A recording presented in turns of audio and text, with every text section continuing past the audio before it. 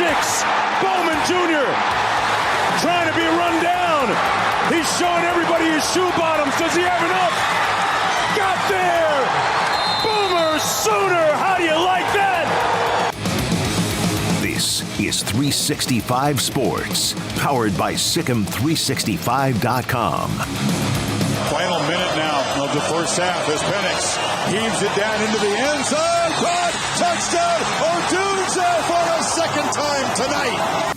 365 Sports is presented by IdealMRI.com. High-quality MRIs for $497 or less. IdealMRI.com. Your health is important, so is your budget. 2nd and 6, 4.5 to go. And wide open receiver, it's Kevin Coleman trying to make a move on Kitchens, and he did. Touchdown, Louisville. 365 Sports is also brought to you by Texas Farm Bureau Insurance, protecting Texans since 1952. Ewers to throw over the top. Right there, Whittington, touchdown. Have you subscribed to our YouTube channel? Search 365 Sports on YouTube. Brought to you by TFNB, your bank for life. Quick to McMillan. Gonna throw it. Back to the quarterback. How about that? McMillan throws it to Michael Wiley for the touchdown. 365 Sports is turbocharged by Unite Private Networks. Find out more at uniteprivatenetworks.com. Delayed handoff to Shipley. Breaks a tackle. Shipley to the 10. Hunting the pylon. Touchdown. Now here's David Smoak, Paul Catalina, and Craig Smoak. Man, there's a lot to get to, including some of those annual awards, getting down to either semifinalist or finalist level. To me, one of the great stories about Jordan Travis, other than the unfortunate injury and what kind of young man he is, Army-Navy uniforms, lot to get to, stadium information, the Earl Campbell Tyler Rose Award winner, and also even Northwestern Memphis as far as those stadium either renovations or new stadiums. But today, a few of the national columnists with this story from Dennis Dodd, why we may be reaching a tipping point for the Power Five to break away from the FBS. This has been something that has been talked about for quite some time. University of Utah economist Ted Tatos asked to consider whether the coronavirus could impact a second consecutive NCAA tournament. This is from years ago. Paul, is this going to happen? You think this is going to happen? I think it almost. I think it's got to happen. They have to be able to set rules. They've got to be able to enforce things in a different way. They've got to. Everything needs to change. The NCAA is not an effective institution in that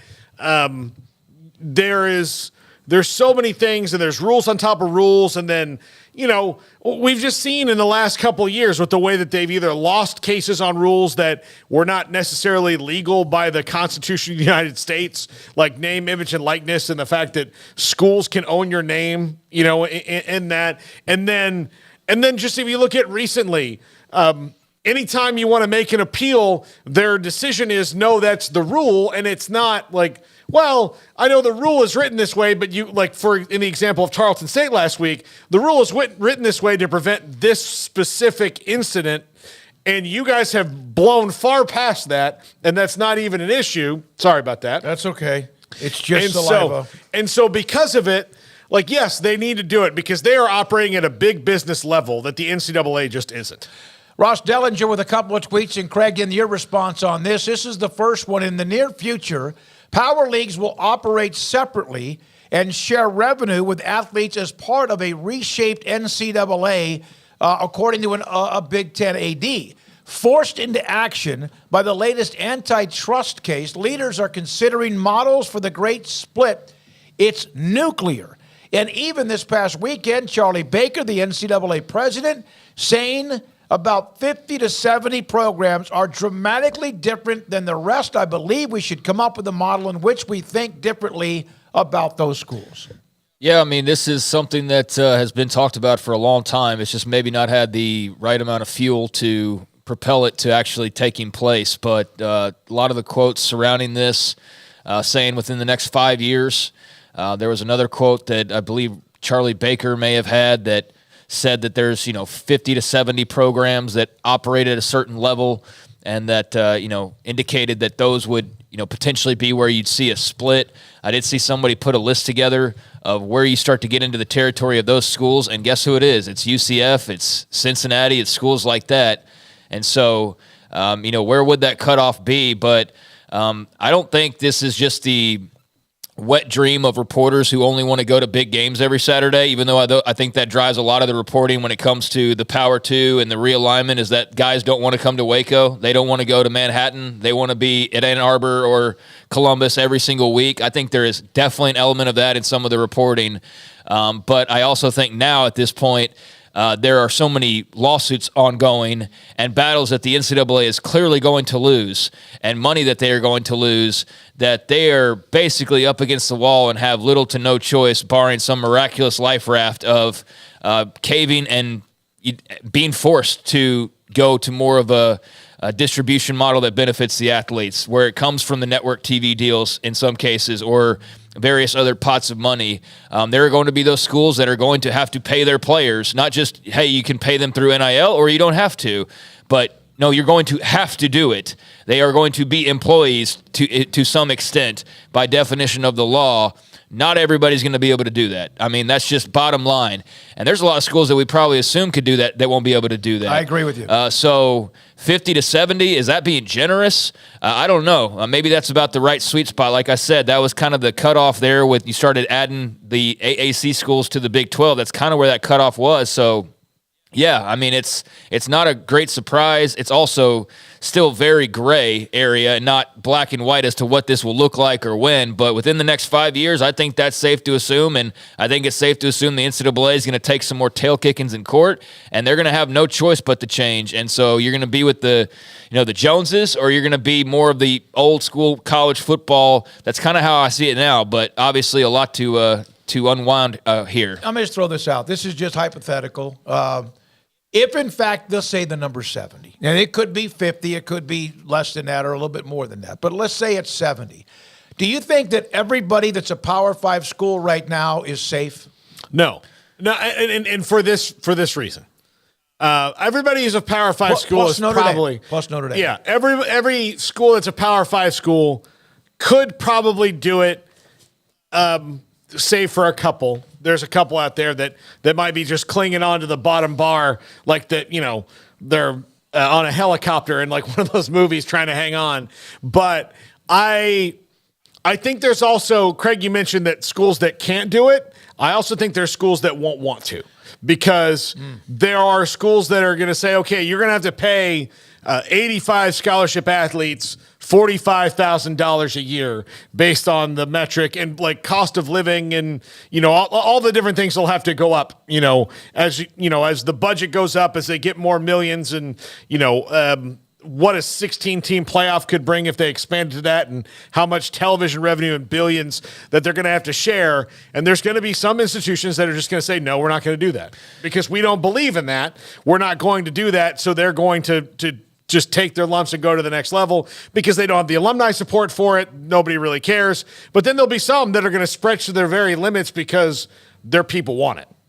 Yeah, and there's a lot in that article, to touch on various quotes and ideas that were part of that article, and mentions of meetings that have taken place here recently. But yeah, I mean, the new playoff coming down the pipeline with all the money that's going to have, and just the constant talk that we've had over the last few years about all of these court battles. I mean, this has all been shaping up into this, and I do think there's been some massaging, like I said, just the idea in general of, I don't care how we get there, but we almost like want to see a Power 2, and I don't think it's going to be quite that. I don't think it's just going to be limited to the two, but I do think it's going to be limited to those who are able to do it. I think that there will be some schools in the Big 12, or obviously in the ACC, and whatever the pack is, months down the line, that will still want to be a part of it, and we'll do everything we can, like Paul said. But there will be others that, are just going to be like, you know what, this isn't for us any longer. Who those schools are, I don't know.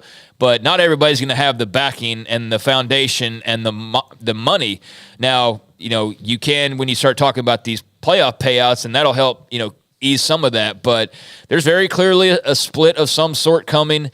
And I think, the split itself is with the NCAA, at least at the top of the list. And that's what's talked about in this article, is that, basically the NCAA is just going to have to, reinvent itself. And will it even be the NCAA, or what would that even entail? But yeah, the college football landscape as we knew it, where it was just everybody kind of doing their thing and, let's add NIL into the picture. And, the NCAA still controls everything. Those days are ending, guys. Like, those days are ending, and the courts are making sure that they're ending, because they've got an onslaught of cases. It's not just one or two. It's like a handful of cases that they all stand to lose, and lose pretty easily. And that just opens the door to more and more of the way that we knew it to be, which wasn't always fair to the athletes. That era's gone. It's all about the athlete and them getting fair compensation, and schools having to pony up their millions and billions of dollars. And so that's where we're headed, and it's full steam ahead. It's just a matter of what that looks like, who's in charge of it, who's a part of it,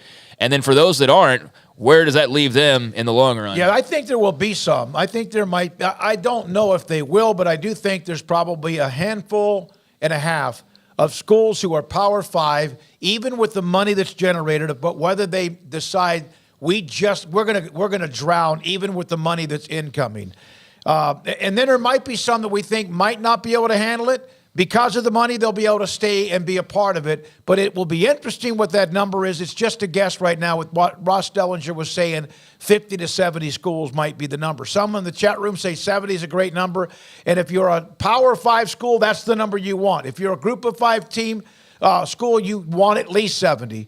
And then, 50, of course, then all of a sudden you start to get some nut cutting going on. 70 would allow for a Boise State or a San Diego State or a school that's trying to move up to that level. How about Liberty or James Madison?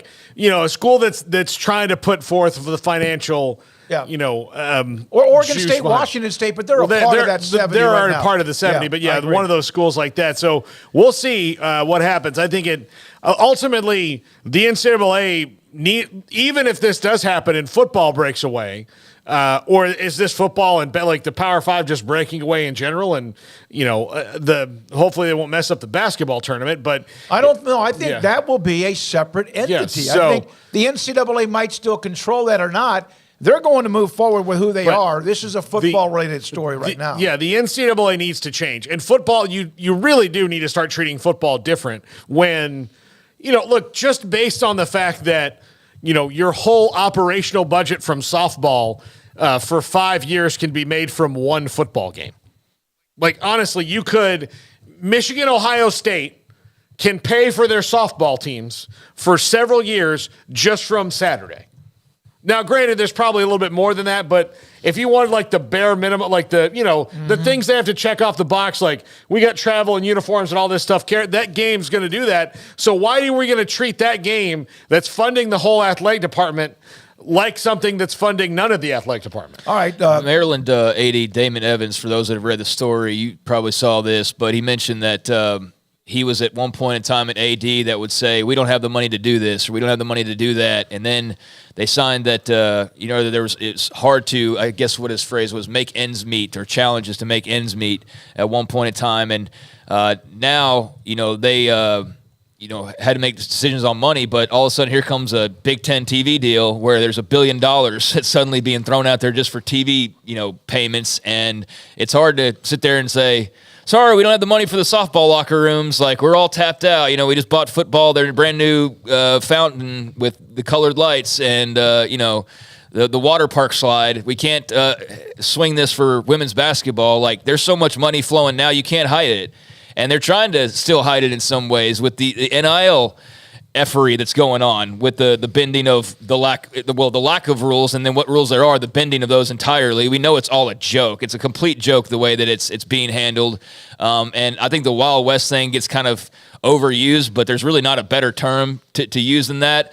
And so, I think that's something that could be curtailed by this, is you actually have an organization that comes together and you realize who all's on the same playing field, even though some will still make more than others. But that's a part of this new entity, and it's a part of, how the money gets distributed. And a focus on football, but it was mentioned basketball here as well, that, that could be a game changer too. So, yeah, there's a lot to sort through, a lot of lawsuits, a lot of different ideas, but the basic gist of this is something's got to give here with all of the money that's going on, all of the lawsuits going on, and that is going to be most likely some type of grand break-off with however many schools, 50 to 70, that are going and operating probably under a different entity than the NCAA, with their own set of rules and their own in-house governance and all that comes with those things, paying players directly as employees, the works. That's all lining up right now. Yeah, and again, it's just a matter of how many will make that break, and is it in the next 5 to 8, 10, 12 years? College football money's about to get even more, bigger, better, faster, and stronger. Now, a couple of awards. Jack, I'm not sure if you have them as far as graphics, but the Doak Walker Awards semifinalist list has been released, and here are that's beautiful. These are the 10 graphics. These are in alphabetical order from left to right on the top and then the bottom.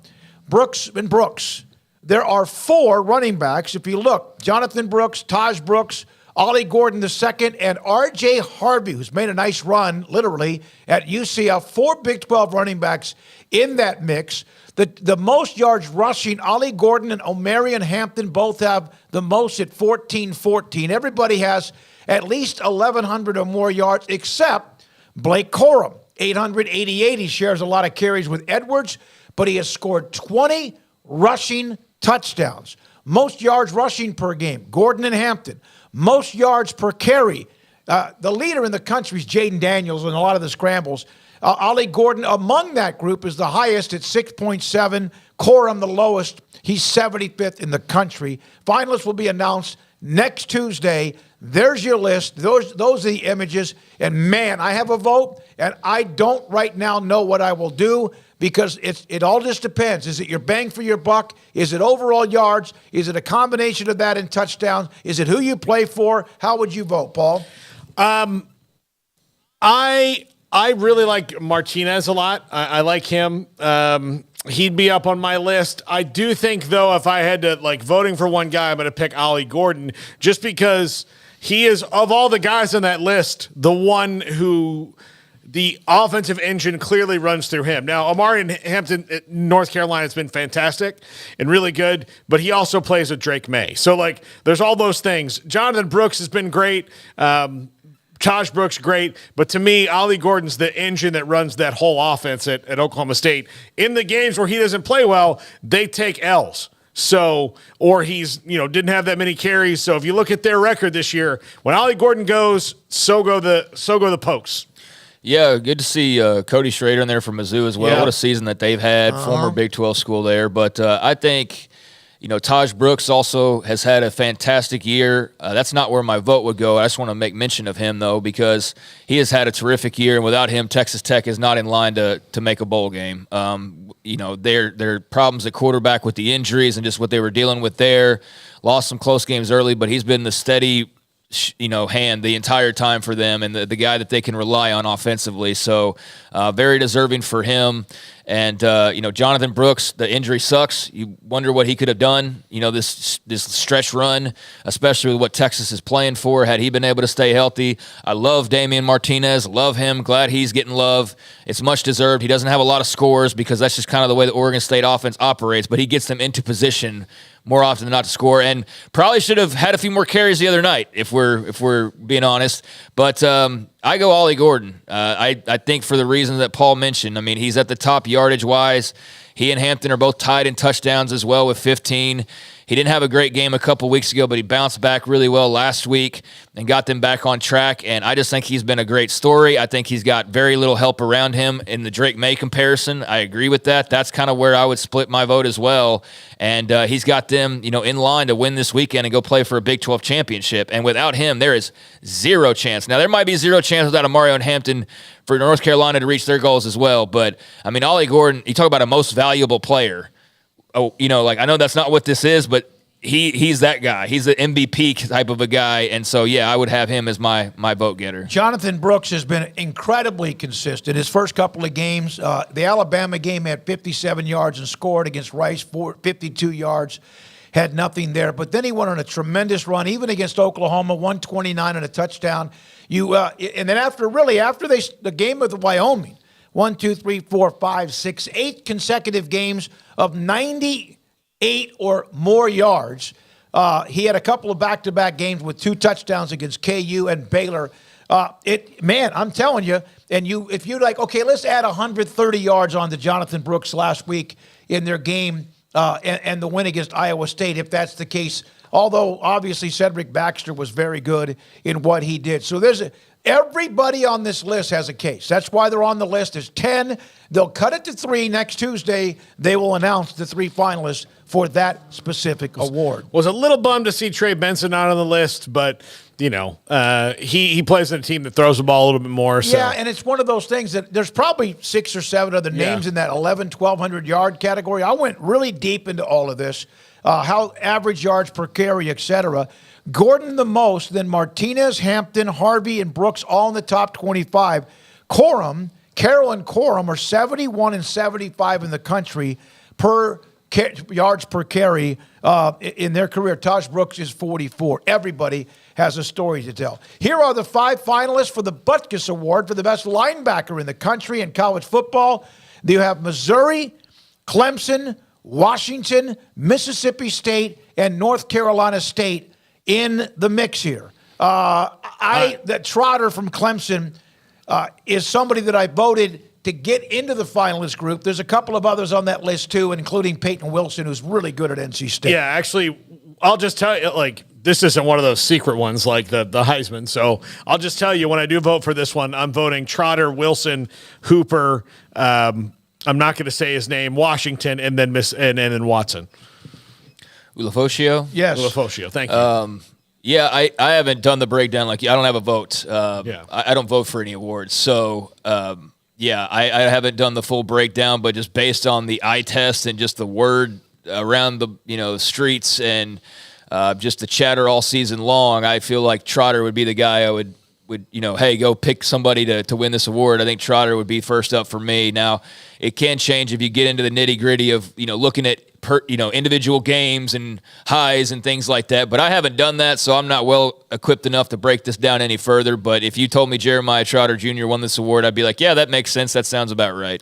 By the way, somebody brought up the image. I've shown you a graphic on Taj Brooks, who leads the country in most missed tackles as far as broken tackles, yards after contact, as far as that is concerned. So there's another one there. Jordan Travis was already a guy that I had a great deal of respect for. I liked him back when I saw him as a sophomore, kind of willing Florida State to some wins, even though they weren't quite ready for prime time. We know the injury, the horrific injury on the tackle on Saturday. He released this, an NIL T-shirt rallying the Seminoles to behind their new quarterback in Tate Rodemaker. An 18 Believe, or 18 is his number, Believe apparel will go directly to Tate Rodemaker via Jordan Travis. There's a young man taking the power and the clout that he has, despite the disappointment, turning it into money for his quarterback now that will try to lead Florida State into the finals. You mean 13? 13, I'm sorry, yeah. Yeah, but the 18, Believe, it looks like I Believe. Hashtag finish for 13's other shirt that they have. So, I don't know, it looks like... Go order one. What do you think I'm doing? Oh, okay, good. That's good.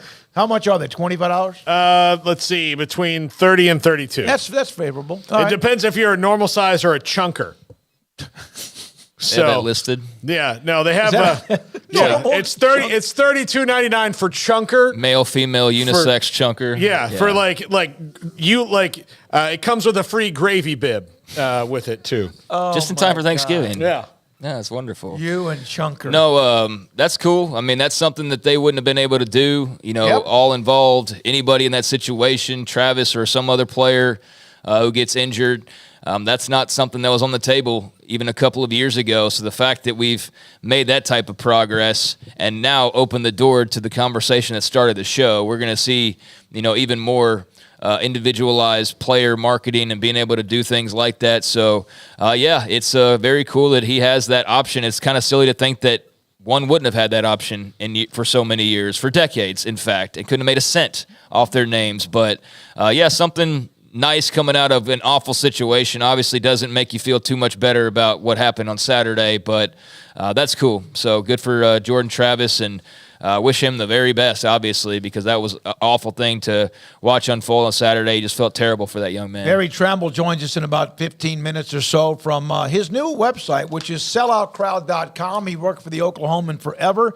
Also, Frank Harris, Earl Campbell Tyler Rose Award winner, UTSA quarterback who was brilliant on Friday in their win against USF. I had a chance to visit with him earlier today. That is going to be a little bit after 4 o'clock. Yeah, now that I've seen a closer picture, I was confused why you were saying 18 because Travis is 13, and the shirt I was looking at that I could actually see from here was 13. But, yeah, there's 18 for Rodemaker. So now I see exactly what you were getting at there.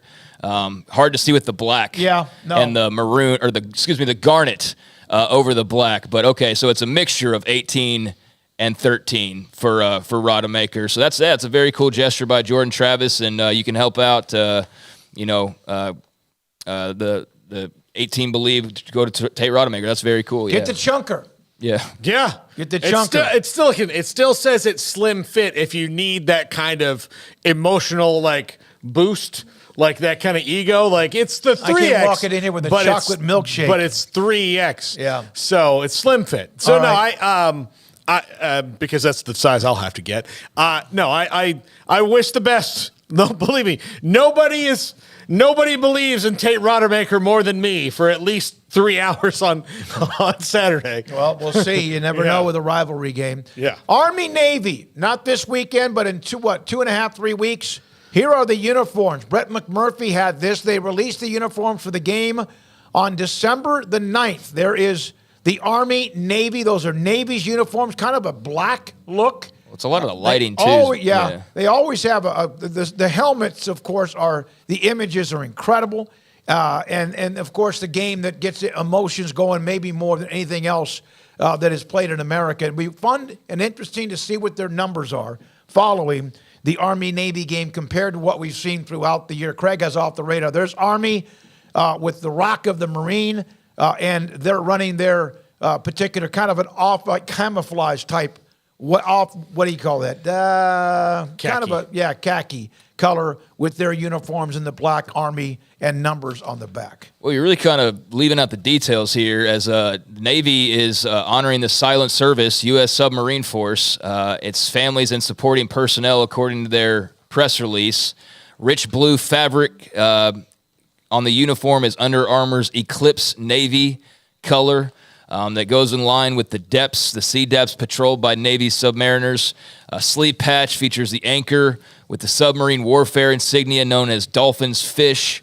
And it encompasses the design, a historically inspired rendering of dolphins flanking a submarine in the middle. So there's all kinds of, that was an insignia created in 1923. So that's kind of what the Navy is going for, is that deep underwater, dark blue sort of ocean look. And then Army's is more of the honoring of Iraq war vets from the 3rd ID and Infantry Division. So that is the theme of their uniforms, is telling the story of the 3rd Infantry Division during the opening phase of Operation Iraqi Freedom, which was, I guess, this is the 20th anniversary coming up. So there is the details behind, or some of the details behind both of those uniforms and why they chose those. Camouflage uniforms for the longest, military uniforms, Army, whoever, you would always thought this green, right? It was mainly green. And then we saw what Desert Storm and Iraqi Freedom and all that, and you saw more of that khaki look. Obviously, you wonder, was that because of the environment as well, with the millions and millions of miles of sand throughout the Middle East? In where they were, Iraq, Afghanistan, everywhere else. Okay, so Smokey is enlisted enlist you in the Navy right now. I'll do I'm it. going to ask you this question. And they tell you, look, we're all full up.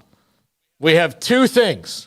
that you can do. Usually we like to give you a choice based on aptitude. I can't fly because my eyes are bad. Okay, so we can either shove you out of an airplane, or we can put you in a submarine for 6 months at a time. I'm thinking, I knew you were going to go there was something with claustrophobic. I have been in some of those as far as the shells or some of the form.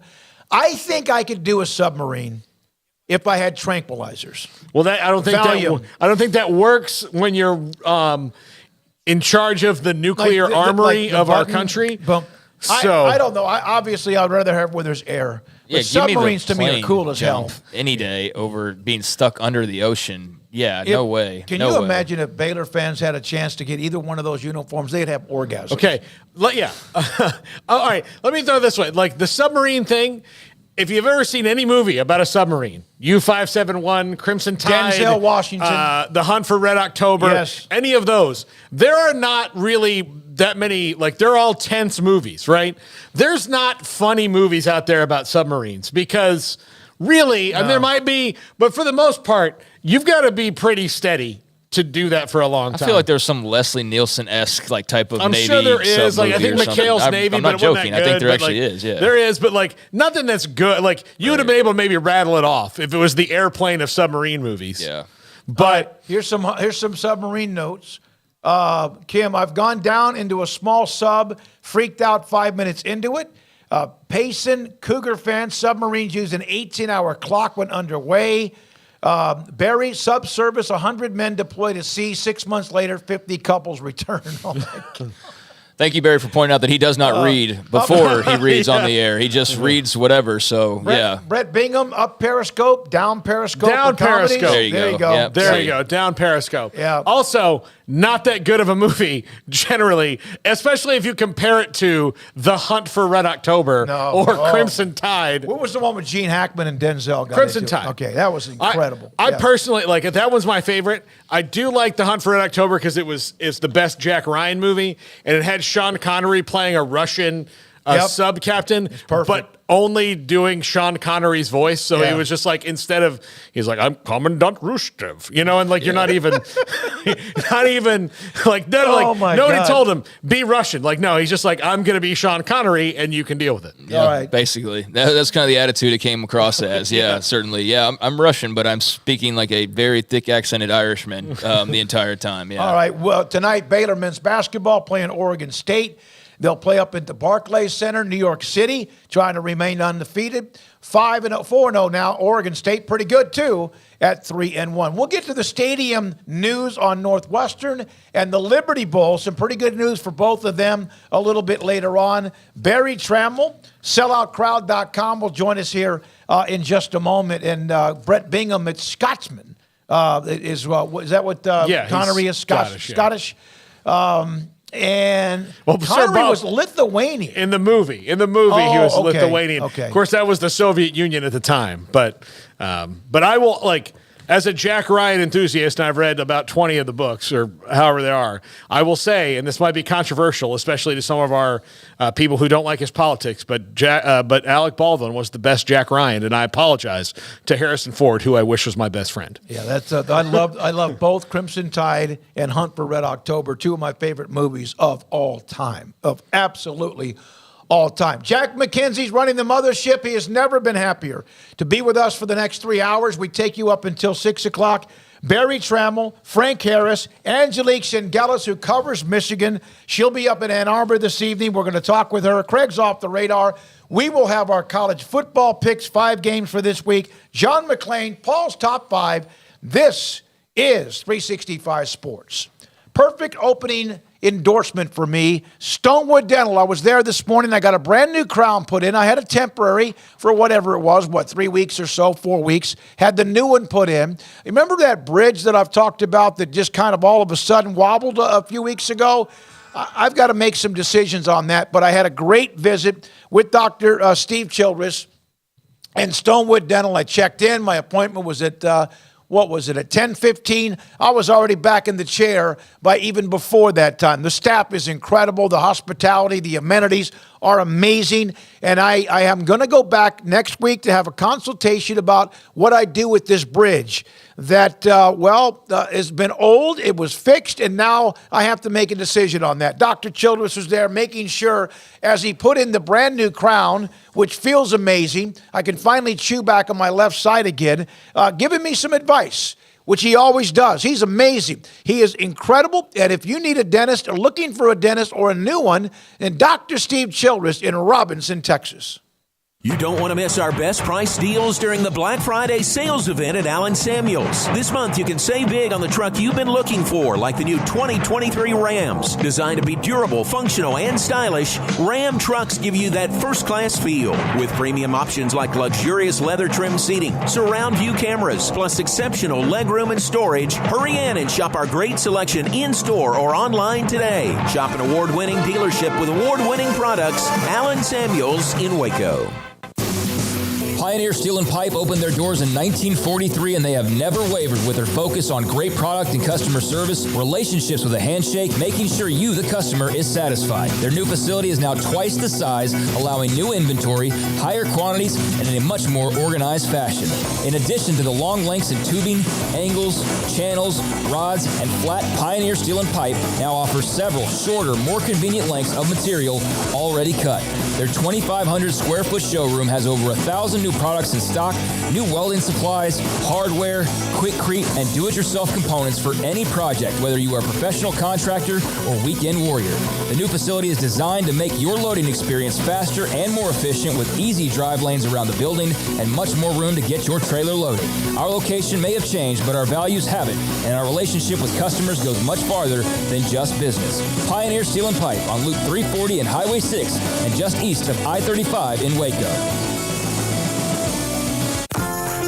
Automatic Chef Canteen is a full-service micro-market vending and office coffee provider with state-of-the-art vending equipment, a wide variety of products, and offering custom-fitted micro-market vending office coffee solutions for your employee break room. You want a full break room solution and a workplace oasis? Well, Automatic Chef Canteen, locally owned and operated for over 50 years in Central Texas, also includes in-house mechanics on call 24/7 for fast, reliable service and maintenance. Automatic Chef Canteen, 6900 Imperial Drive in Waco, or online at automaticchefcanteen.com. Looking to connect with Baylor alums in your area? Baylor alumni can help. Looking to host a watch party in your city? Baylor alumni can get you started. Want to step out in your community and serve with other alums? Baylor alumni is your connection with the university and each other. Let's get started. Learn how at baylor.edu/alumni.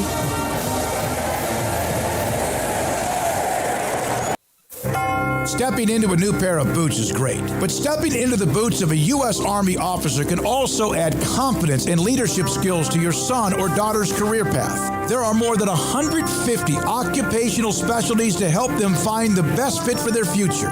See all the things your son or daughter can achieve in our boots at GoArmy.com. U.S. Army Waco Recruiting Company, 254-598-8131 or 254-776-1543. This is 365 Sports. The 3 o'clock hour is sponsored by Waco Custom Marketplace. Meats, sweets, Texas treats, and a cut above the rest. 425 Lake Air Drive, Waco. Barry Tramel, sellout crowd. Incredible site that he's put together, longtime columnist and now podcaster. He does what we do. And thanks for your time, Barry, with Craig and Paul. I'm David Smoak. You would think after 2014, one true champion that ended up the mess between Baylor and TCU in the college playoff, that they would have everything according to plan. And yet, how many scenarios are there this week? What was it?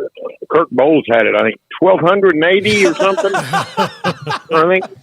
Yeah, 128. 100. Do you? 100. Yeah, 120. Did the Big 12 try to slide things by everybody last week by changing up or tweaking a little bit? No, I really think they were just caught off guard. I mean, the way I see it, I think they got the Pac-12 tiebreaker policy. He said, well, this scanned it. It looks good to us. And didn't really think it through. Nobody really charted it. Nobody said, what about this? What about that? You know, that's what we sort of do for a living. We don't have to worry about all kinds of mundane things in college sports. We can just go to the hot button stuff. So we think about these things, and they don't necessarily always do that. So they got caught off guard. They went public with the clarification on that three-way tie between K-State, OSU, and OU.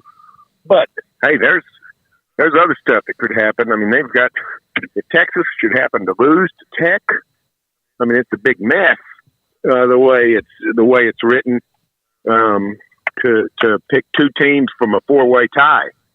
So it's just, I'm sure they'll clean it up in the off season.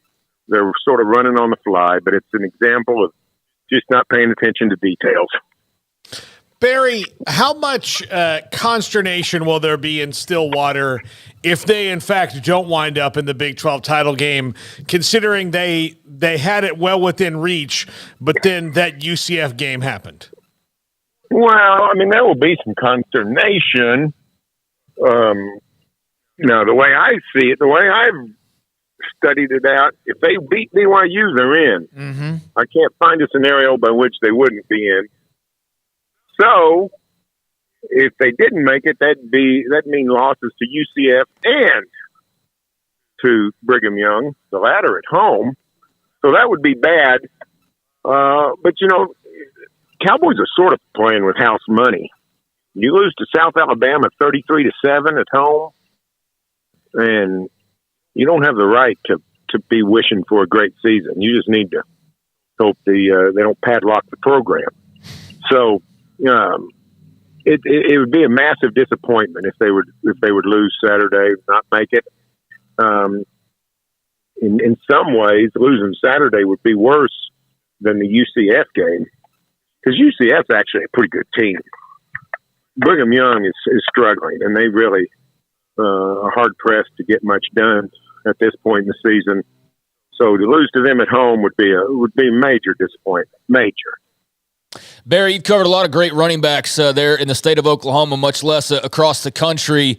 Just how special of a run do you think Ollie Gordon's on right now? I know that UCF game was, a pothole in the ride, but he got back to business last week. What are your thoughts on what you've seen from him this season? Well, he's a remarkable running back. Now, I don't know.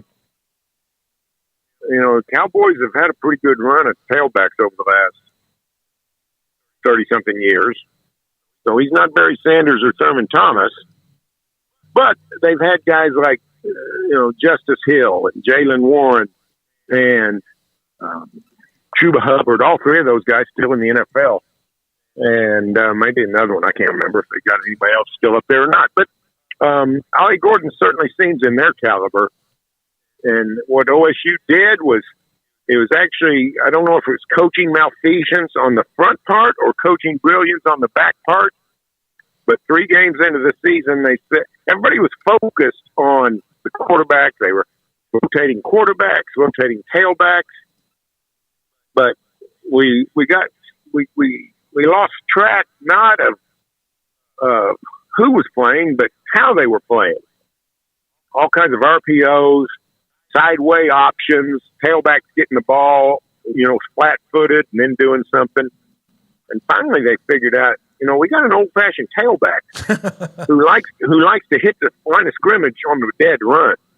And they said, let's put Ollie Gordon in there, and that's what they've been doing. And now, there's not a whole lot of dancing or sidestepping with Ollie Gordon.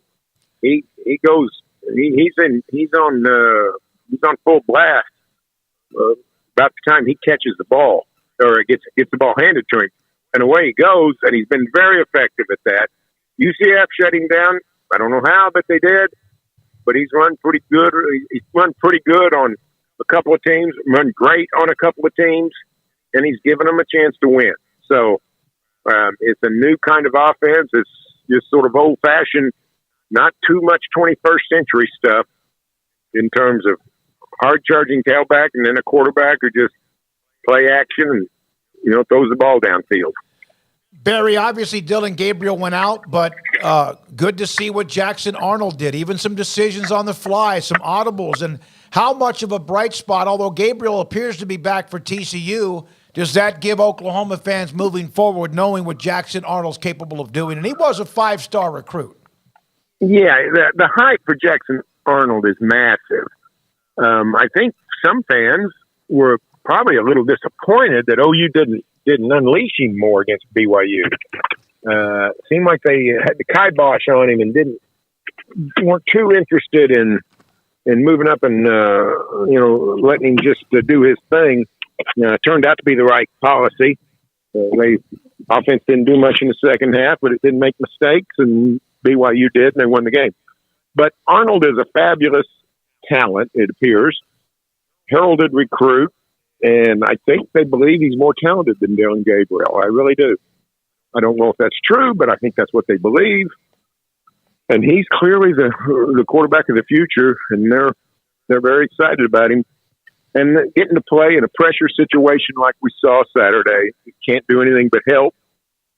Gabriel probably could get another year of eligibility, but it appears he's ready to move on, and Jackson Arnold era will begin very shortly in Norman. Barry, you've seen Texas the last few weeks. They've had some scares, but they've always held it off, which is the sign of a veteran team, that they can, make mistakes and overcome them. If they should win against Texas Tech, win the title game, and be in a position to make the college football playoff, should they get in, do you feel good about them being able to win in the college football playoff?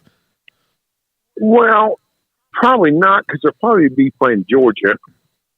And I don't feel good about anybody playing Georgia. I think Georgia is the best team in the state of Georgia, and that includes the Atlanta football Falcons.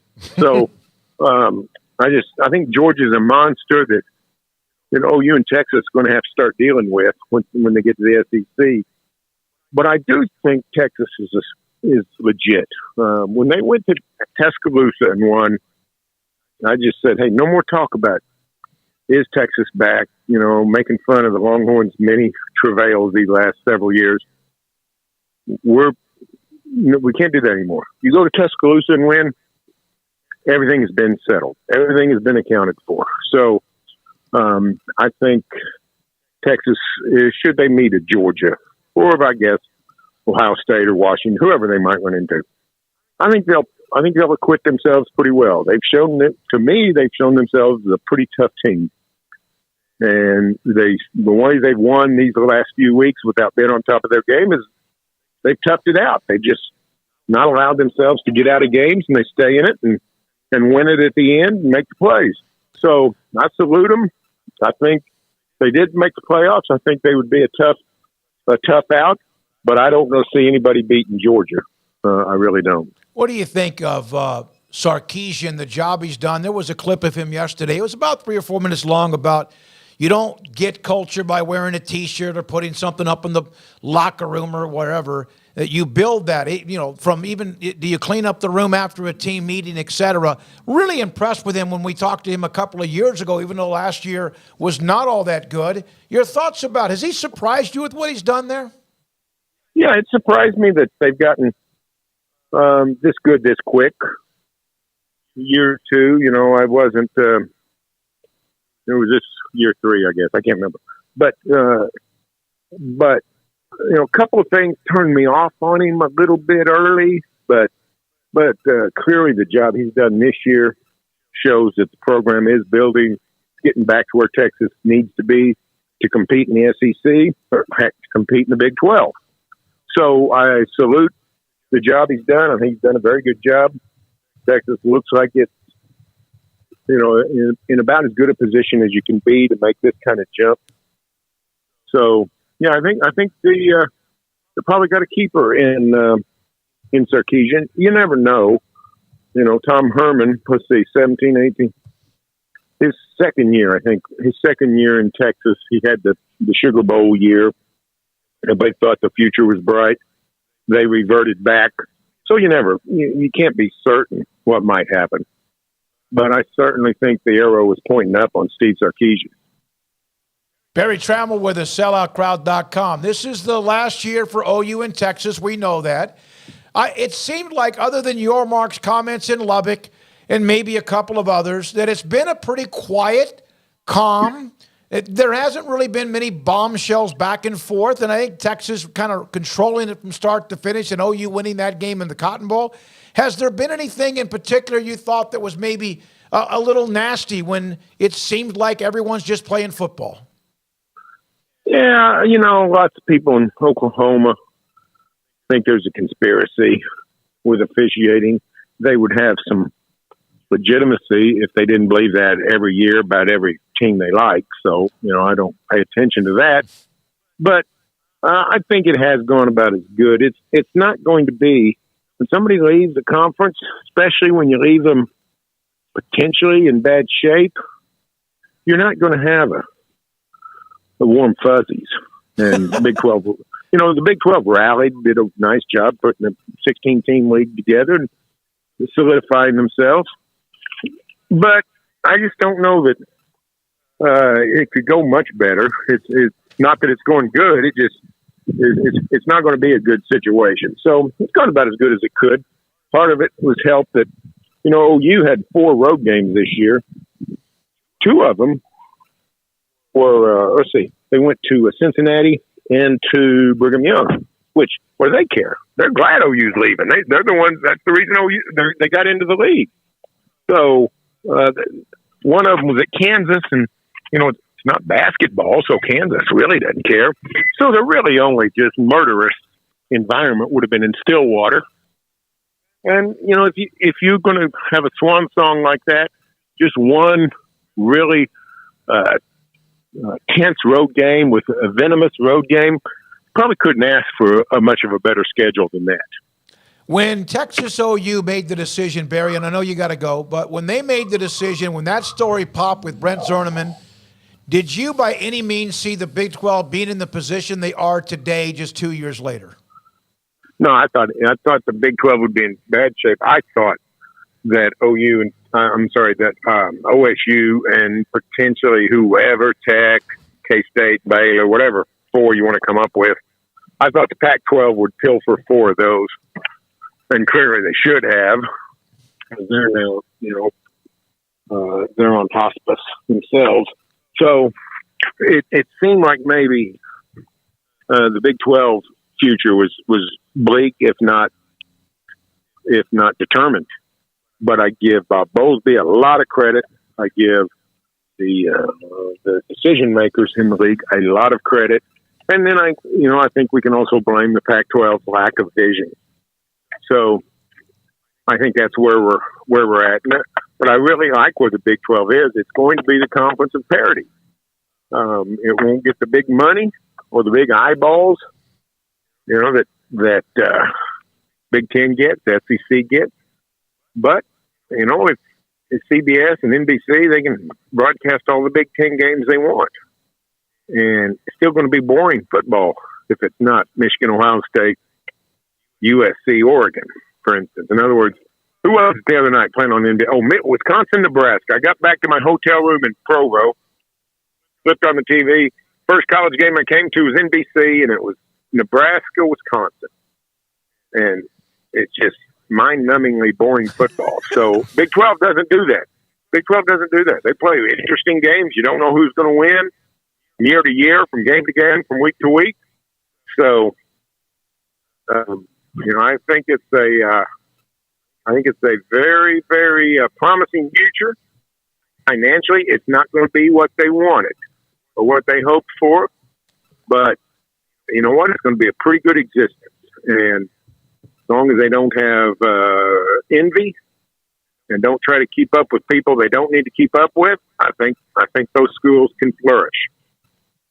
Barry, we just saw this week in the last couple of days where Washington State announced that they're going to continue to play. Obviously, A&M Texas coming back with the SEC move. But what do you think the future holds, short-term, long-term, for Bedlam? I know that it's not really a question that you can answer exactly right now, but just reading the tea leaves and kind of knowing all the parties involved, what do you think the future is there? I think eventually it'll start back up. I think we'll go dormant for a few years. We've seen that with some other traditional rivalries. I think there's not a lot of desire on either side to play. OSU basically admits it. OU hasn't said that publicly, but I think it's the truth. I do think other parties could be involved. I think the networks could get involved and say, we're tired of paying for these games that nobody wants to see. How about you start playing some games people want to watch? Bedlam's always been an excellent draw. I think Game Day, ESPN Game Day has been in the 21st century. I think they've been to Bedlam 7 times, I think it was. So that's a lot of game days. And Game Day is not going to Stillwater for many other games.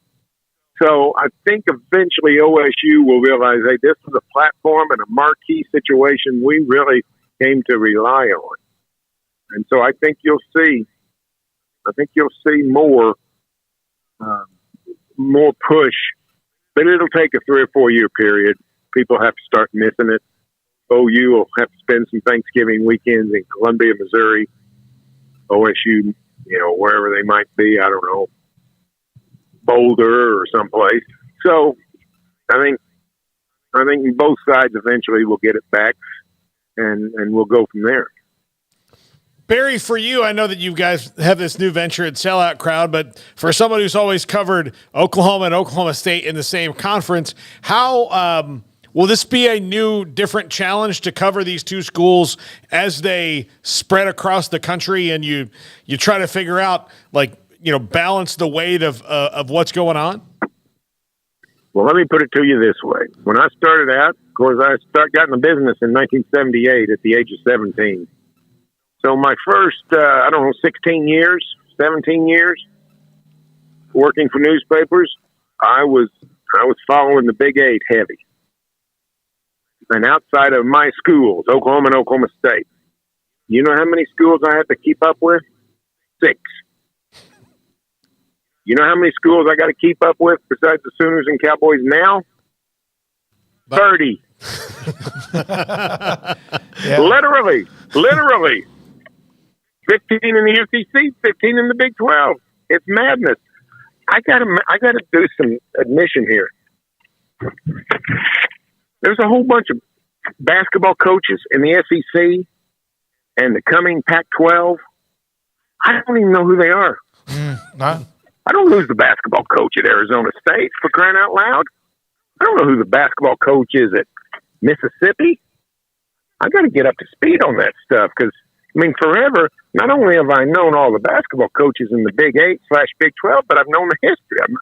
I could remember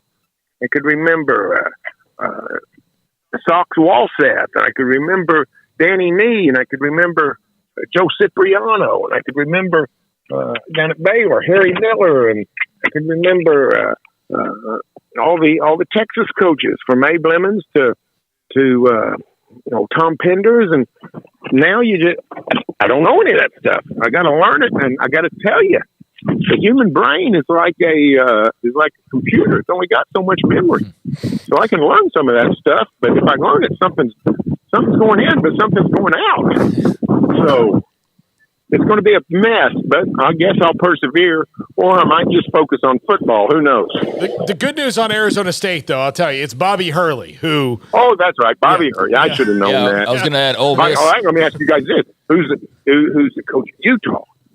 Is it the old guy from... Rick Majerus. Well, I don't know. I have no idea who the coach of Utah. I was going to tell you. I don't know who the coach is. Ole Miss is Chris Beard, though. That's the one that is. I should have known that one too. Well, no, all that was such a mess. But yeah, that when you said Ole Miss, Chris Beard, the coach at Ole Miss, that makes for some interesting stories with Texas being a conference team coming up. Craig Smith at Utah. Great, there you go. I think they struggle. Hey, Barry, thank you, man. Appreciate your experience over the years and also the storytelling and the facts. Appreciate your time. Have a great day. Happy Thanksgiving. Thanks a lot. That's Barry Tramel, longtime columnist, the Oklahoman forever, and now Sellout Crowd is what his podcast is. He joins us on not just everything Oklahoma, but everything in college football, too. Yeah, long time as in he knows a guy named Socks. That's how long he's been covering sports. Is old Socks Malone or whatever he said the guy's last name was. Yeah. That was great. We appreciate him. You know who he reminds me of? Who does he remind you? Old T.R. Sullivan. I think more Galloway. Yeah, Galloway. Got a little Galloway. You in say him. John McClain. Yeah, John Just McClain. naming everybody over 70 at this point. I mean, He and Galloway, like I know Galloway wouldn't want to do it because he's done, but if Galloway did a podcast that was just 1 hour a week of things I'm mad about today. Yeah.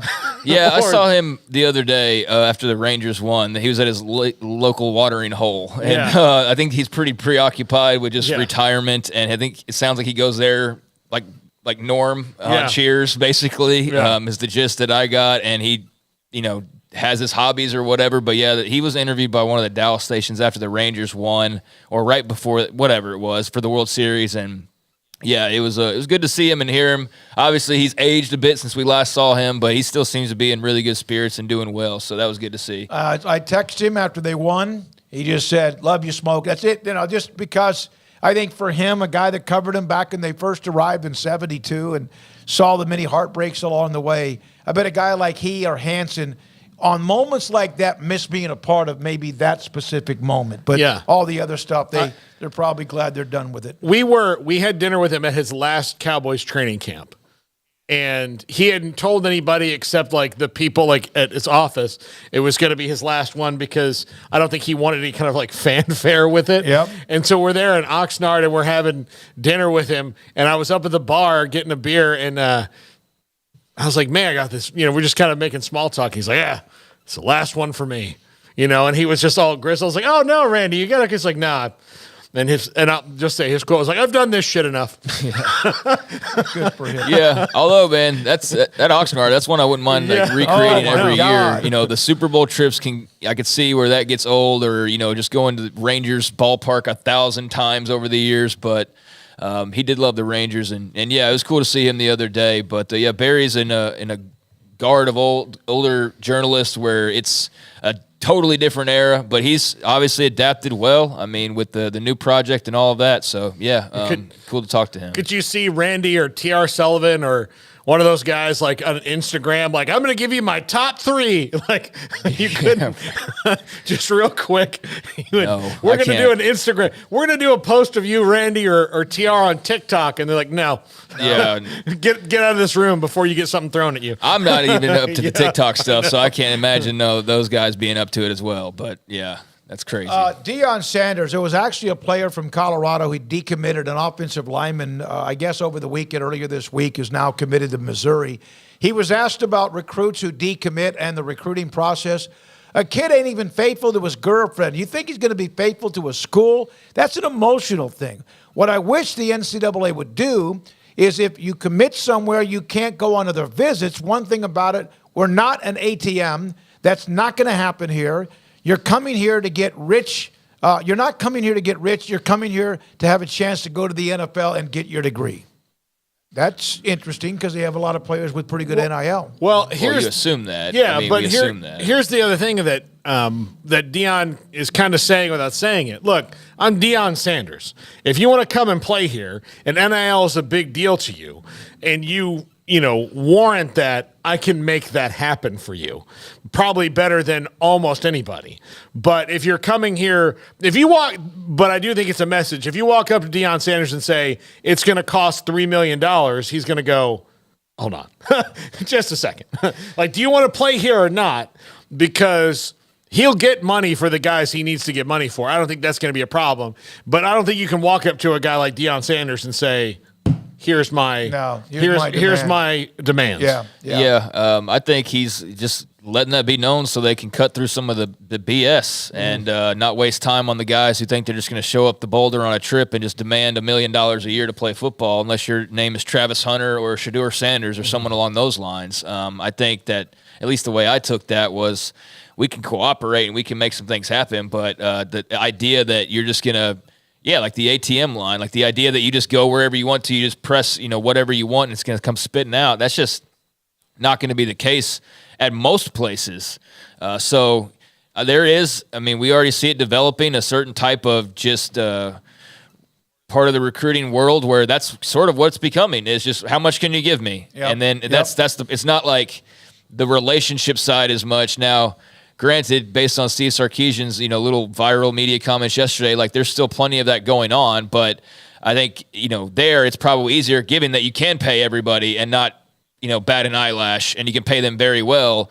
But at most places, that's not going to be the case. And I'd imagine at Colorado, even with Deion Star Power, they're not just open billfold, take out whatever you like to, or we can spend whatever we'd like to. There's some guardrails that are probably needed for their setup as well. So I think, that's as much a message to people who might be interested in Colorado as anything of like, this isn't just walk up and grab your check and be part of the football program. By the way, thank you to everybody that watches us, especially whether it's every day or depending on what day it is. On the segments we had yesterday with the NIL with Jeremy Fudge has gotten a lot of reaction to that.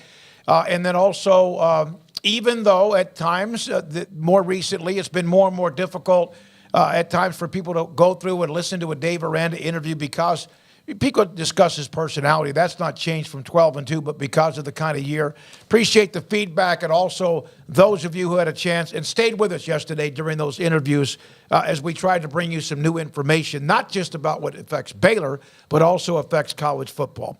When we come back, he's the quarterback, UTSA, the lefty, the magician, Frank Harris, the Earl Campbell Tyler Rose Award winner. He will join us next on 365 Sports. Pioneer Steel and Pipe, pioneerboys.com is where you can find them online and where you can find them physically. Their brand new location that's almost a year old, early December of last year on Loop 340 and also Highway 6 on the east side of I-35 in Waco. Pioneer Boys with all of what you need when it comes to steel, pipe, metal, things you build stuff with, product you build things with, whether metal buildings, which they specialize in that, or if you're building something even larger, commercial or real estate. It may be something you're putting together for your ranch with all the land or the acreage you might have. It might be a business building, and again, it might be something you're doing for your home, behind your home. Pioneer Steel and Pipe since 1943. 1943, and here they are, bigger, better, faster, and stronger, and yet the handshake and eye to eye and yes, sir, no, sir, yes, ma'am, no, ma'am. Thank you very much for your business, and please come back, and a lot of people do. Most people do. They trust pioneerboys.com. The right call can make all the difference on and off the field. I'm Mark Stewart with Bird Colgan Ford. When it's time for a new car, truck, or SUV, Bird Colgan Ford is the right call. Come check out our award-winning lineup of best-selling models in their class, like the Mustang, Explorer, Expedition, F-150, and Super Duty. Make the right call for your next vehicle at Bird Colgan Ford. Bird Colgan Ford proudly supports Baylor Athletics. Sic 'em Bears.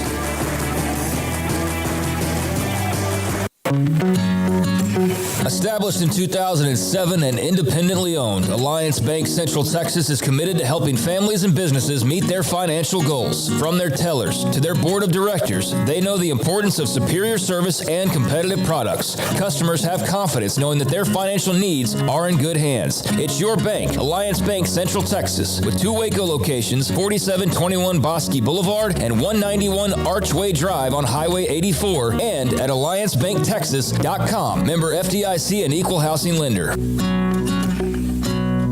Waco Custom Marketplace, 425 Lake Air Drive in Waco, is your holiday item superstore. Half spiral hams, 8 to 10 pounds for $4.45 a pound. Pit hams, 12 pounds for $4.45 a pound. Bone-in hams, 18 to 22 pounds for $3.40 per pound. Whole raw turkeys from 12 to 16 pounds for $2.50 a pound. Whole smoked turkeys, that's smoked turkeys at 9 to 12 pounds for $3.75 a pound. And mini pit hams, 6 to 8 pounds for $5.99 a pound. And don't forget, they have full service butcher shop where you can find what you want: pork, poultry, seafood, and beef. And I bring up the beef because big beef tenderloin or a prime rib. Brian Bauer and the Bauer family, full service bakery with fresh baked kolaches every morning and bread and cold beer and wine. Tailgate needs from pellet fuel to charcoal. Waco Custom Marketplace and the holiday items, 425 Lake Air Drive in Waco.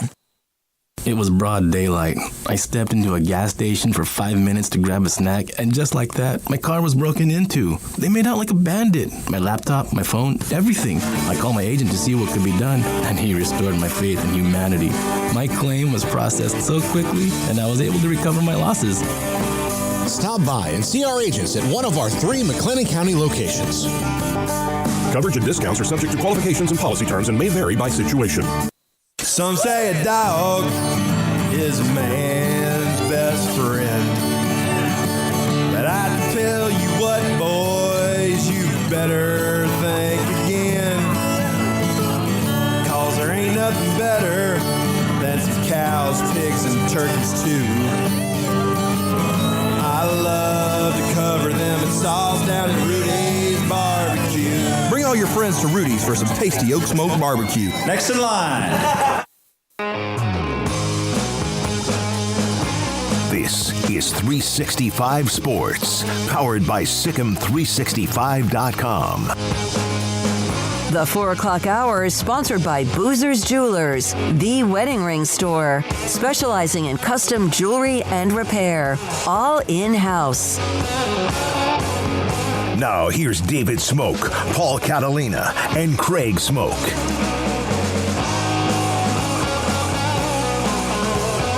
UTSA quarterback Frank Harris named again today as the Earl Campbell Tyler Rose Award winner, but he has chalked up a lot of different awards over his career down in San Antonio. Frank, is it hard to imagine, because you've always had those options, and now your next option is the next level, but is it hard to imagine whether it's you have this week a possible conference championship game, a bowl game, that it's actually getting close to the end, and you try not to think about that? Yeah, I try to think about that, honestly. I try to just live in a moment and take it one day at a time. And the first thing up is playing Friday versus a very great opponent in Tulane. So that's all my focus is right now, and I'm very excited for it. Do you and all the others in the American Conference, among other conferences, is it almost a group of 5 against the world mentality? Actually, it is. Especially at the Manning camp, all the G5 quarterbacks, we got real close during that time, and we all stay in contact. So it's just pretty special knowing that, you have brothers out there that support one another in a group of 5 like we do. You have been honored by the Earl Campbell Tyler Rose Award Committee many times. You've been a finalist as well. What does it mean to be yet another weekly winner here after what you did against USF? It just means a lot, but I give credit to, God and my teammates. My teammates have a big part in that. I get all the glory, but they definitely deserve some of the credit as well. It wouldn't happen without them. And, that's behind us. I'm kind of moving on from that and get ready for Friday. So Tulane's obviously very good. We know last year they had the great run and then, of course, beat USC in the Cotton Bowl. What about them that makes it difficult for you as a quarterback that you have to be careful and also watch for? This is a great team all around. They're great defensively. They do a lot defensively. They're one of the best in third down. They're great, rush defense. I think they're second in the country. They just have athletes all over the field. They cause havoc. It'll be a great test for us offensively, and I think we're excited for it. All right, so can you describe the fan base for us yet again in San Antonio? The crowd was unbelievable, electric on Friday night. I know you're moving into this week, and that game's in New Orleans, but just who the UTSA fans have been, the Roadrunner fans have been for you in the program. It just means a lot, getting a lot of support from San Antonio. We have diehard fans here. They love UTSA and they love the Spurs. They're diehards. They go all out for us. We definitely appreciate the support. I would not be surprised if there's a lot of fans out there on Friday to watch us play against Tulane. We just appreciate it, and we wouldn't be here without them. Speaking of the Spurs, have you met Wemby yet? I get that question all the time. I have not met Wemby yet. But I'm sure I'll probably meet him in the near future. Yeah, two young legends in San Antonio, Frank Harris and, of course, Wemby, the star number 1 overall pick of San Antonio, and Greg Popovich. I asked you about the fan bases. Jeff Traylor, I've known Jeff since he was a high school coach many years ago. What he's done there, what he's built there, the program you guys play so hard. What are the 1 or 2 things that maybe he has helped you with the most as you've progressed throughout your time at UTSA? I just think he helped me just look at some of my strengths and my weaknesses. He always says, your greatest strength is your greatest weakness. And for me, that's me being a perfectionist and, just dealing with mistakes and knowing that it's okay for me to have a mistake and move on from it and not dwell on it as much. That's something that I've definitely matured and kind of worked on, and he helped me out with that a lot. So I just give credit for him for allowing me to do that and help me along the way of that. There's been distractions because of the how successful UTSA has been. He seems to have handled that very well, and I know him. He's not going to break under all of the scrutiny of what might be happening. How, as a team, have you watched how he's handled the distractions about his future? Honestly, if you were to come in, you wouldn't even tell a difference. Like he always says, we keep winning, we're going to always get stuff like that. I mean, it's just the nature of football. We've got a lot of coaches that have left for better opportunities, who are at UTSA, going to bigger programs. So it's just the nature of the beast. We keep winning, that's what's going to happen. But he does a great job just handling it, not let it be a distraction. And we're not really worried about it. We just go out there and keep playing football, and he's not letting it become a distraction either. I watched the entire game Friday, and this is a setup the rest of the year too, but I watched that entire game from kickoff to end. And the way that you throw the ball, you have the deep fade, you have the one you can throw across the field, but the touch you have and the way you go about holding the ball and being able to release it at any time, has that always been the case throughout your career, or is that something you learned nuances along the way? I don't honestly just think that's just my style of play. I kind of have an unorthodox style of play. I'm not your typical, sit in the pocket, take a three-step drop, fundamental guy. I just think Coach allows me to just go out there and play freely. So I think that's just something that God's blessed me with, and Coach just allows me to go out there and display that. And he hasn't tried to change my style of play. So I definitely appreciate him for doing that. You can throw it from all the different angles, even sometimes not even just sidearm, but it seemed like even underhand. But others around you have to make plays. The offensive line has to give you protection. Just embracing everything around you at UTSA, what has it meant to you? Yeah, it just means a lot. Being with my teammates for so long and getting new guys come in and bind into the culture and just seeing the program from how it was to where it is now just means a lot. And, just to know that I was part of that whole growing process, when we were losing all these games, to winning a lot of games, to win a conference championship for the first time in program history, all those things I was a part of. So it just means a lot, and you just cherish it a little bit more. Frank, this has not been an easy year, and your career has been through ups and downs and injuries or things you've had to deal with, and you've been so resilient. Where does that come back? Where is that resiliency? Where was that built into your blood? I just think that's how I was raised. I'm the youngest of four, and my parents always taught us, never give up, and always, stuff that you enjoy is not going to be easy. So never take the easy way out of whatever it is. So, I could have given up plenty of times battling through all these injuries. But how you battle with adversity makes you the person that you are.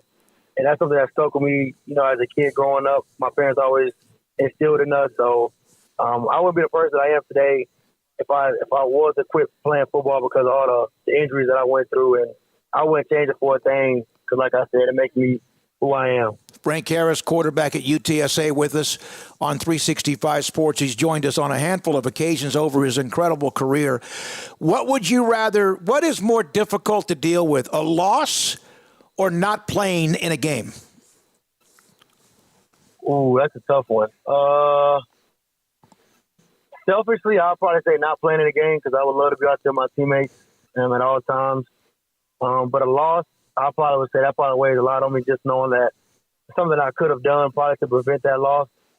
No matter what it is, something I could have done better for us not to lose. So I'll probably say a loss because I was a part of it, and I know I could have changed the outcome in some sort of fashion. All right. We've discussed football. We've discussed your resiliency and how you fought back. Do you think this team, and you've had some satisfying years, no doubt about it, individually and as a team, and a lot of times together, would this be one of the more satisfying, enjoyable years because of the adversity early in the year in September for you and also the team, if you guys can run the table? Yeah, if we were to do that, that just mean a lot. Especially this is my last season, and all the injuries that I had this spring ball, not being able to do spring, to coming in and losing all the games at the beginning of the season, to get to where we are now. If that were to happen, that would definitely mean a lot for not just me, but for the program and for the team as a whole. And, we're taking it one day at a time, and it all starts on Friday. What was Jeff Traylor's message when things were rough in September? He just kept telling us to stick with it, that we'll be fine. And not everybody stop pointing fingers. Stay as one whole, believing in one another, keep believing in the culture, and everything will play out like it has been. So he called it out, even when times were rough, and he always had faith. And as a leader, seeing him have faith like that, we all have faith as well. So just credit for him for never showing that he was changing up on us. Could you imagine ever playing for anyone else as a college football coach? Being with him for so long and seeing the type of person that he is and the coach that he is, I mean, I would want to play for anybody else. And I try to tell all the guys in the recruitment process that he is definitely special. He's different. He actually cares about you as a person, and trust me, I would not want to be anywhere else without him. All right, it's the last question for you. Thank you so much. Congratulations on the Earl Campbell Award. But it's Thanksgiving week. You have a game the day after. What are you thankful for? I'm thankful for everything. My family, of course, my teammates, coaching staff. We're just playing a game that we love. It is just a game, but we're blessed to go out there and do it. And there's no better way to do that, the day after Thanksgiving. So we're just blessed to be out there doing what we love, playing against a great opponent. And a lot of things we're thankful for. And football is one of those things. I call you the left-handed magician. Frank Harris, UTSA quarterback with us. Earl Campbell Tyler Rose Award winner this week. And this is 365 Sports.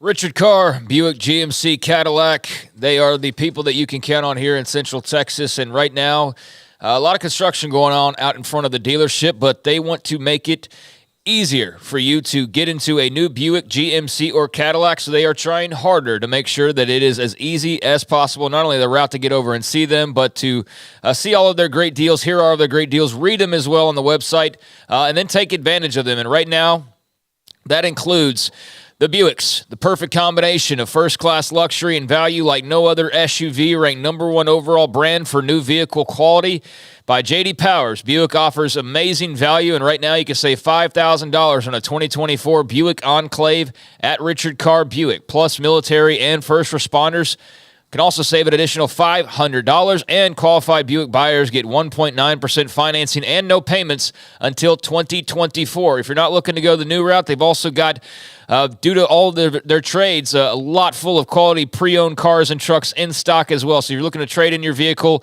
they've got some great options for you. Around 100 used cars and trucks to choose from, all inspected with a 172-point inspection and the Richard Carr seal of approval, as the financing goal at Richard Carr is 100% credit approval. They say yes when others say no. So check out the dealership that's been in business for 24 years in Central Texas and has built a reputation as the people you can count on for your automotive needs. Richard Carr, run by proud Central Texans, proud Baylor Bears. Log on to richardcarr.com today. Call now or go see them now off Highway 6 at the Imperial exit. TFNB, your bank for life, is the official local bank of Baylor Athletics. Find out why more Central Texans are making TFNB their bank for life. Sign up for our Edge checking and savings accounts to earn interest or cash back. With 5 convenient locations and an award-winning mobile app, banking has never been easier. TFNB, your bank for life. Member FDIC. Three Nations Brewing Company has 16 different beers on draft with a new beer every Friday. It also offers 2 air-conditioned tap rooms, a large indoor beer hall, a second-floor mezzanine offering a great overview of the brewing company and equipment and patio where you can relax under the shade. Plus, you can now experience the new Three Nations Beer Garden Grill on our shaded patio. Grab a cold beer and enjoy a bite from our freshly prepared and delicious menu. Street tacos, quesadillas, freshly cooked burgers and dogs, and veggie burgers too. Nachos and so much more, all prepared and cooked on site. So come visit the award-winning Three Nations Brewing Company on East Vandergrift off I-35 in Carrollton.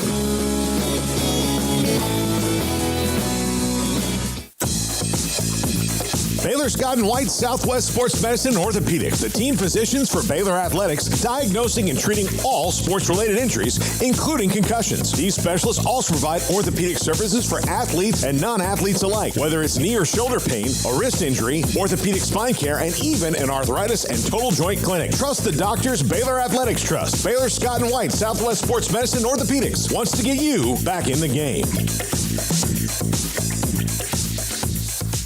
With so many companies and policies out there, it gets so confusing shopping for insurance, and I never know if I'm getting the policy that's right for me. Luckily, I met the team at the Niche Group Insurance Agency. With the Niche Group, you can go to one company and get access to coverage options from many insurance carriers, and you get to speak to a real person about your specific coverage needs. With the Niche Group, I know I'm getting the right coverage at the right price. If you need insurance, talk to the experts at the Niche Group at 1-800-258-8302. This is 365 Sports. Samantha Duvall, TexasBeefHouse.com. I'm David Smoak. And how about the success of your auction? So good, right? With all of your great product, your aged Wagyu and more, that you're going to do something similar at the early part of December. Yeah, so we had such a good auction that we feel like we found a different way to sell our beef. So on December 1st, we're going to do a silent auction, and it's going to be all online at cci.live. And it's going to last from December 1st to December 3rd. And we're calling it the Silent Night Auction with 12 different lots for the 12 days of Christmas. We'll have all of the information online at TexasBeefHouse.com. TexasBeefHouse.com. Again, this is aged Wagyu beef and so much more. And this, Samantha, is going to be for the steaks. Is that correct? Yes. It'll all be for different packages that are full of steak, skirt steak, flap steak, flat iron. It's going to be a variety. That way it's kind of like a Christmas package. All of our hamburger and sausage are still available online.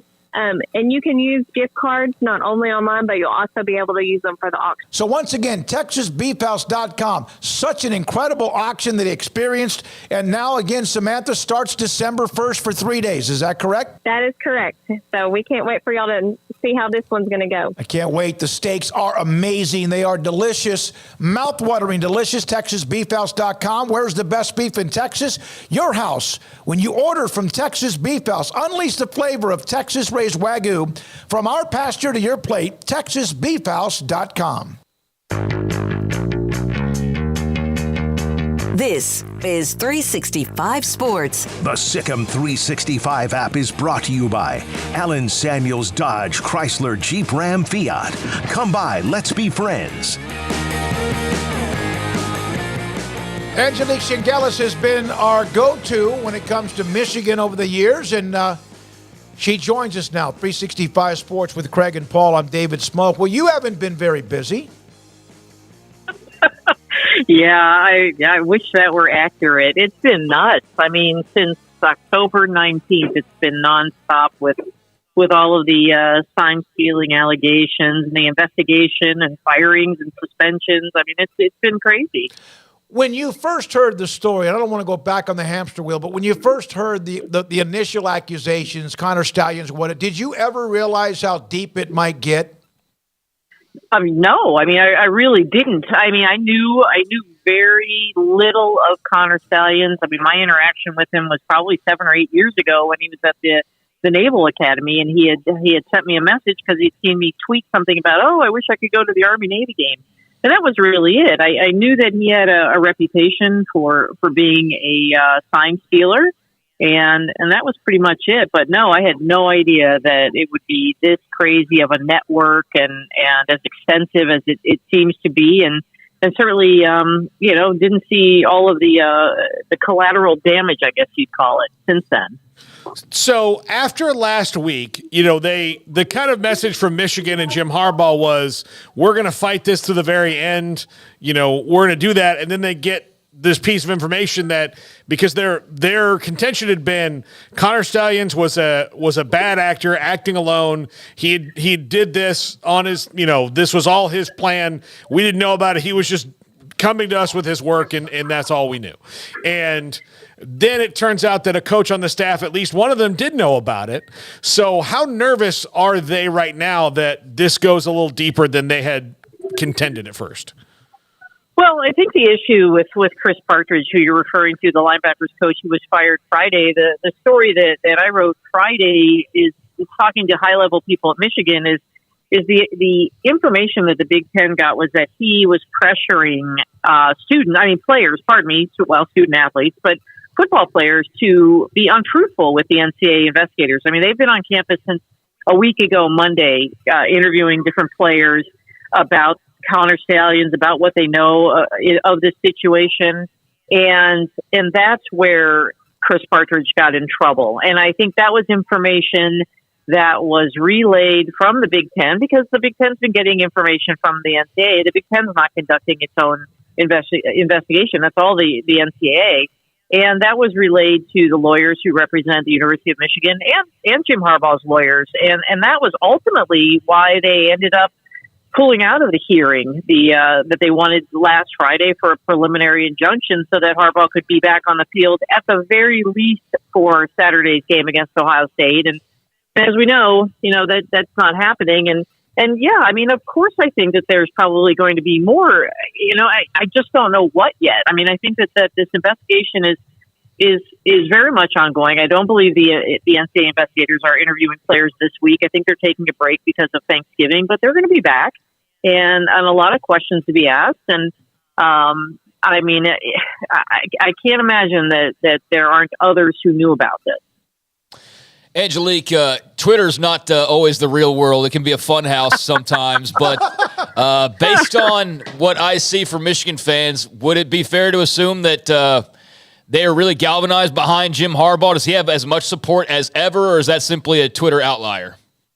No, I think you're right. I mean, and yeah, I don't want to put too much credibility in Twitter because we know that it can be all over the place. But just based on checking out, scanning the message boards, and talking to Michigan fans, I hear from a lot of friends who are Michigan fans, and yeah, very much so. I mean, he's getting support. He's getting support from the president, Santa Ono, who I thought it was kind of a careless tweet last week that Ono put out there, made Michigan look like a victim, I thought, but he's had support from them. He has support from the university region, and it's going to be very interesting where this goes, because the week that this broke, that Monday, there was a lot of conversation about Jim Harbaugh getting a contract extension, that the offer was there, that he would be the highest paid coach in the Big Ten. And then when this came out, it was temporarily withdrawn. And I guess essentially it was paused. Doesn't mean like the offer was gone forever. It was just paused. And there are still people saying, well, get that contract done, get it out there. And I don't think that's the next step. I mean, I think they have to be very much aware of where this is going. They already see what the Big Ten has done, and the Big Ten's done. But, this is now an NCAA matter. And don't forget, there's the other NCAA investigation that they haven't even received a notice of allegations for the impermissible recruiting visits during COVID in 2021 during the dead period. So there are a lot of loose ends here, and answers certainly that the NCAA that they're looking for in terms of this latest investigation. Angelique, yesterday Jim Harbaugh was at his press conference, and he was asked about Ryan Day, and his response was anything but about Ryan Day. This is already one of the most vicious, I guess, tradition-rich rivalries. Is it at an all-time high? Woody Hayes, Bo Schembechler on drugs? It's different than that. I mean, and Ryan Day was asked about the same question about Jim Harbaugh today, and he skirted it as well. So there's no love lost there. I think it was different, obviously, with Woody and Bo. They had a relationship. They were friends ultimately. And no, there's nothing friendly here. And yeah, this is heightened. I mean, this is it's. I don't know if I want to call it toxic levels, but it's definitely it's getting there in terms of the fan bases and just how ugly it seems to have gotten. And yeah, I mean, I think it's both of them. I really am disappointed we're not going to see the handshake after the game on Saturday between Ryan Day and Jim Harbaugh, because I really was looking forward to how that was going to look. But yeah, it's gotten very ugly. Angelique, when do you guys find out about what happened with Matt Weiss? Like, when is that information coming out? That's a great question. I mean, it's been since January. I have filed open record requests and gotten as far as I could go with that. And, the University of Michigan Police Department has been working on that mostly. I mean, and then they have help from the FBI. I mean, I always thought it was probably too big of an investigation for the U of M Police Department just because of resources. And, this is something that is across state lines. So that's why you bring in the FBI to help in that matter. And it's going on. I mean, it'll be January 5th, I think, was when they actually, it appeared on the police blotter. And this offense apparently took place last December 21st, 22nd, 23rd. Those are about that 3-day range. So it's going on a year. And it's a little stunning that it's taken this long to get somewhere on that. And it's been very frustrating trying to get answers and being, just running into walls every time. So, Angelique, as far as the game goes, obviously it's a huge matchup, a lot of implications here. I was just reading earlier today, the jockeying for positions in the playoff, and obviously one of the, complaints about Michigan right now is just the strength of schedule, which will get boosted immensely this weekend. But what are your thoughts on where Michigan sits heading into this one, and also as far as the matchup itself goes as they enter this one? Well, I mean, I really think that right now I've got to give the advantage to Ohio State. I mean, I think that they're peaking at the right time, and Michigan has struggled the last couple of weeks, and maybe that's because Jim Harbaugh hasn't been on the sideline. I'm not sure, but you see, J.J. McCarthy has been dealing with a bit of an ankle issue. I think that their offensive line, which I've tried to tell people here, the last several months, that this is not the Joe Moore award-winning line that they had the last 2 years, and I think you're seeing that the tackles are being exposed a bit, and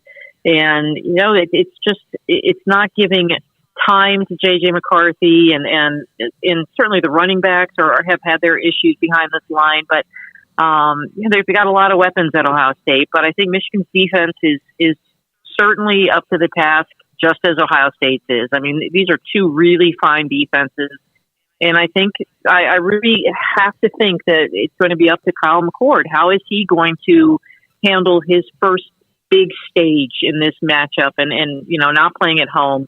And, we were saying that about J.J. McCarthy last year when he went to Columbus, and look how well he did. So, maybe it's not as much of a factor as we think, but I got to believe that it's a little bit of one for Ohio State coming into this. But right now, I got to think that they have the edge. It seems as if Michigan has used all of this as almost an us against the world. That's what they have used, in Harbaugh too. But you mentioned the game with Maryland, which got a little bit dicey, and this hasn't happened much with them. No matter how well they've played, do you feel like, other than maybe Harbaugh not on the sideline, that there could be a gas tank that's emotionally more on empty than before?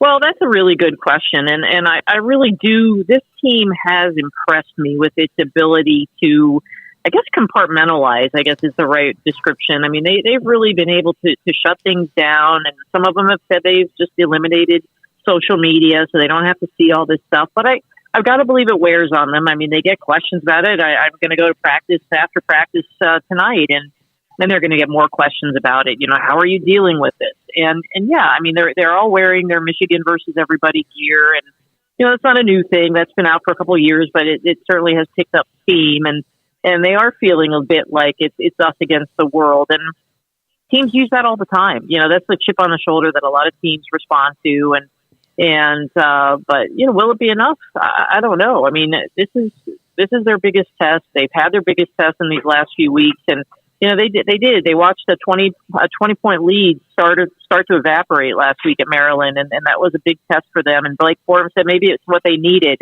heading into this game. We'll see, but I do think this team the players are different. I've covered this team for a long time, and there is a resiliency there. Is that enough? I don't know on Saturday, but I don't think that this has caused them to lose focus.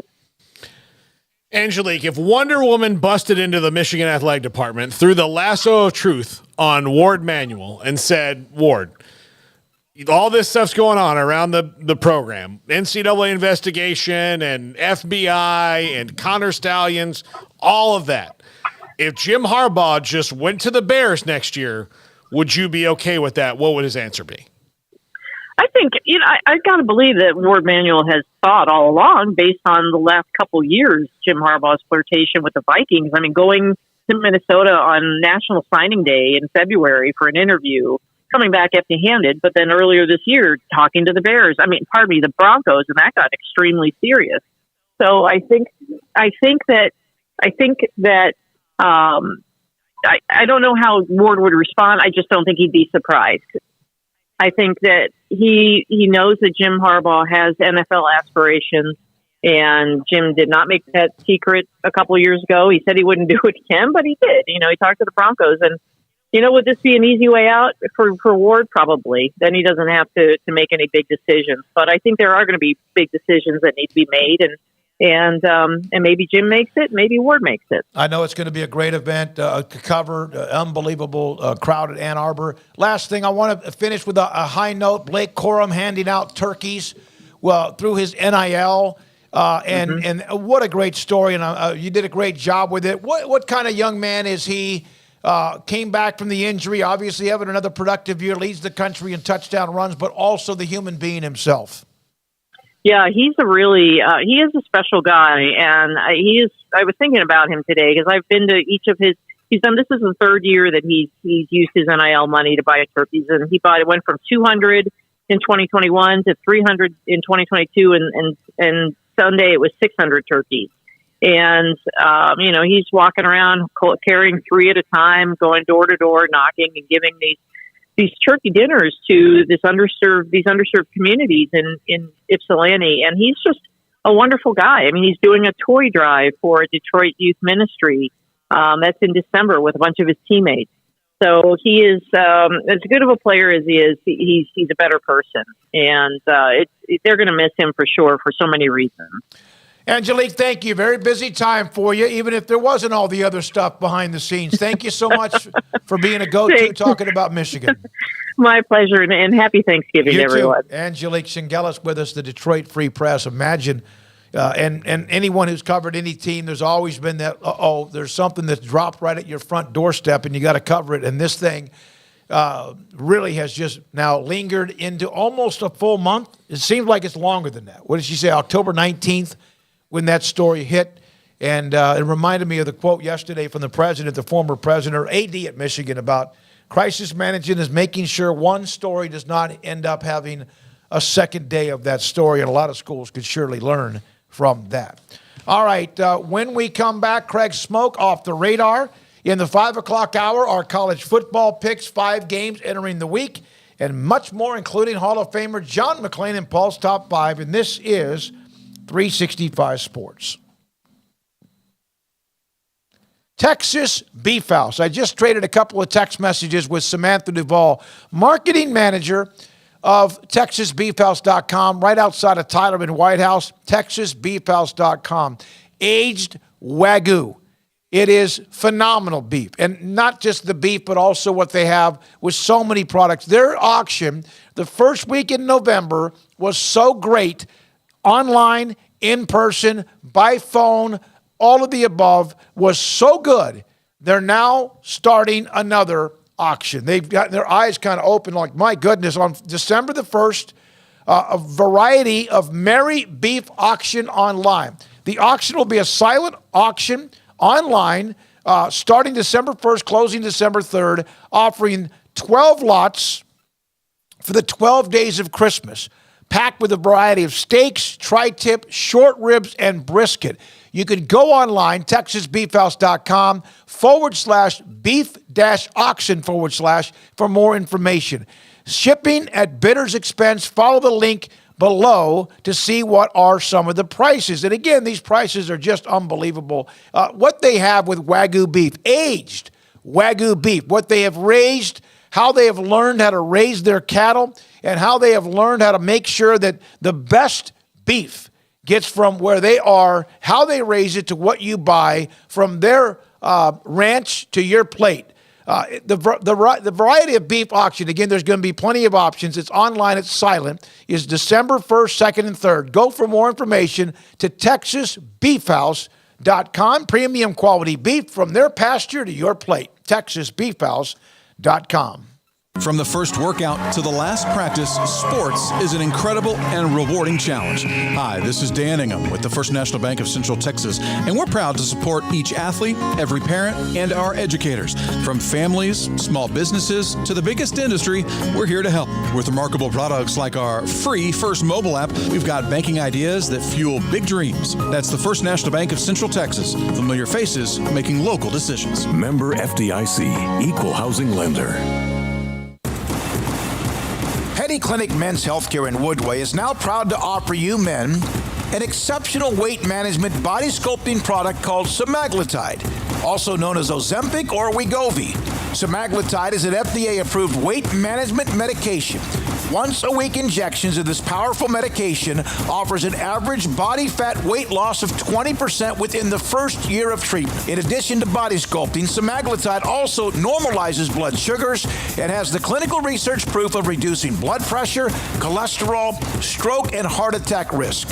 If you're like most men and you have stubborn fat that will just not respond to typical diets and exercise, then help is finally here. Semaglutide, affordable, highly effective.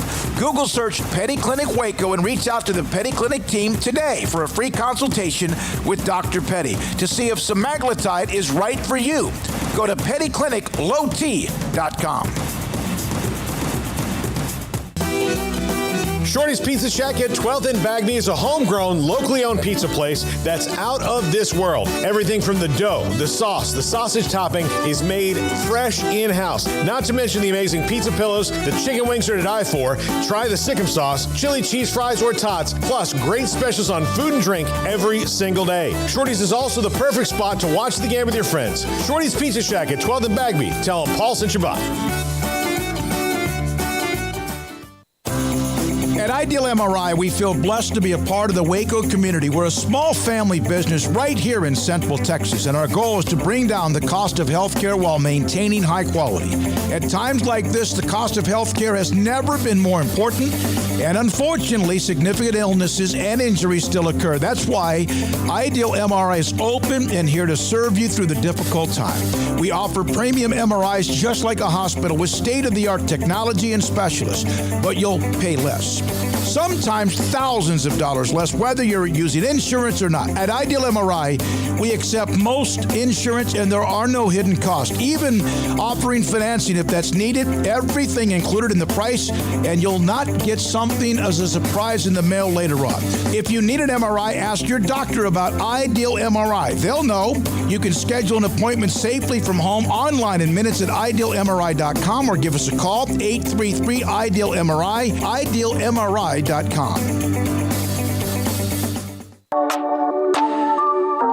This is Craig Smoak's Off the Radar, presented by Alliance Bank. They take pride in making banking easy. AllianceBankTexas.com. All right, welcome to Off the Radar here on 365 Sports, a segment on Tuesdays and Thursdays at around 4:45, where we stop down and take a look at some various stories across the sports landscape, and sometimes that will include college football, especially when we talk ratings, and that's where I'll start off here because that's what we typically do on a Tuesday, but I have some other goodies to get to eventually as well, and this is the stretch run here. We're starting to see, the end of college football, guys. The last week of the regular season, believe it or not, upcoming this weekend. It's very bittersweet. I feel like if we covered a better team on a daily basis, then maybe we would really be mourning that, but I almost feel like we're like, hooray, the end of college football season is here.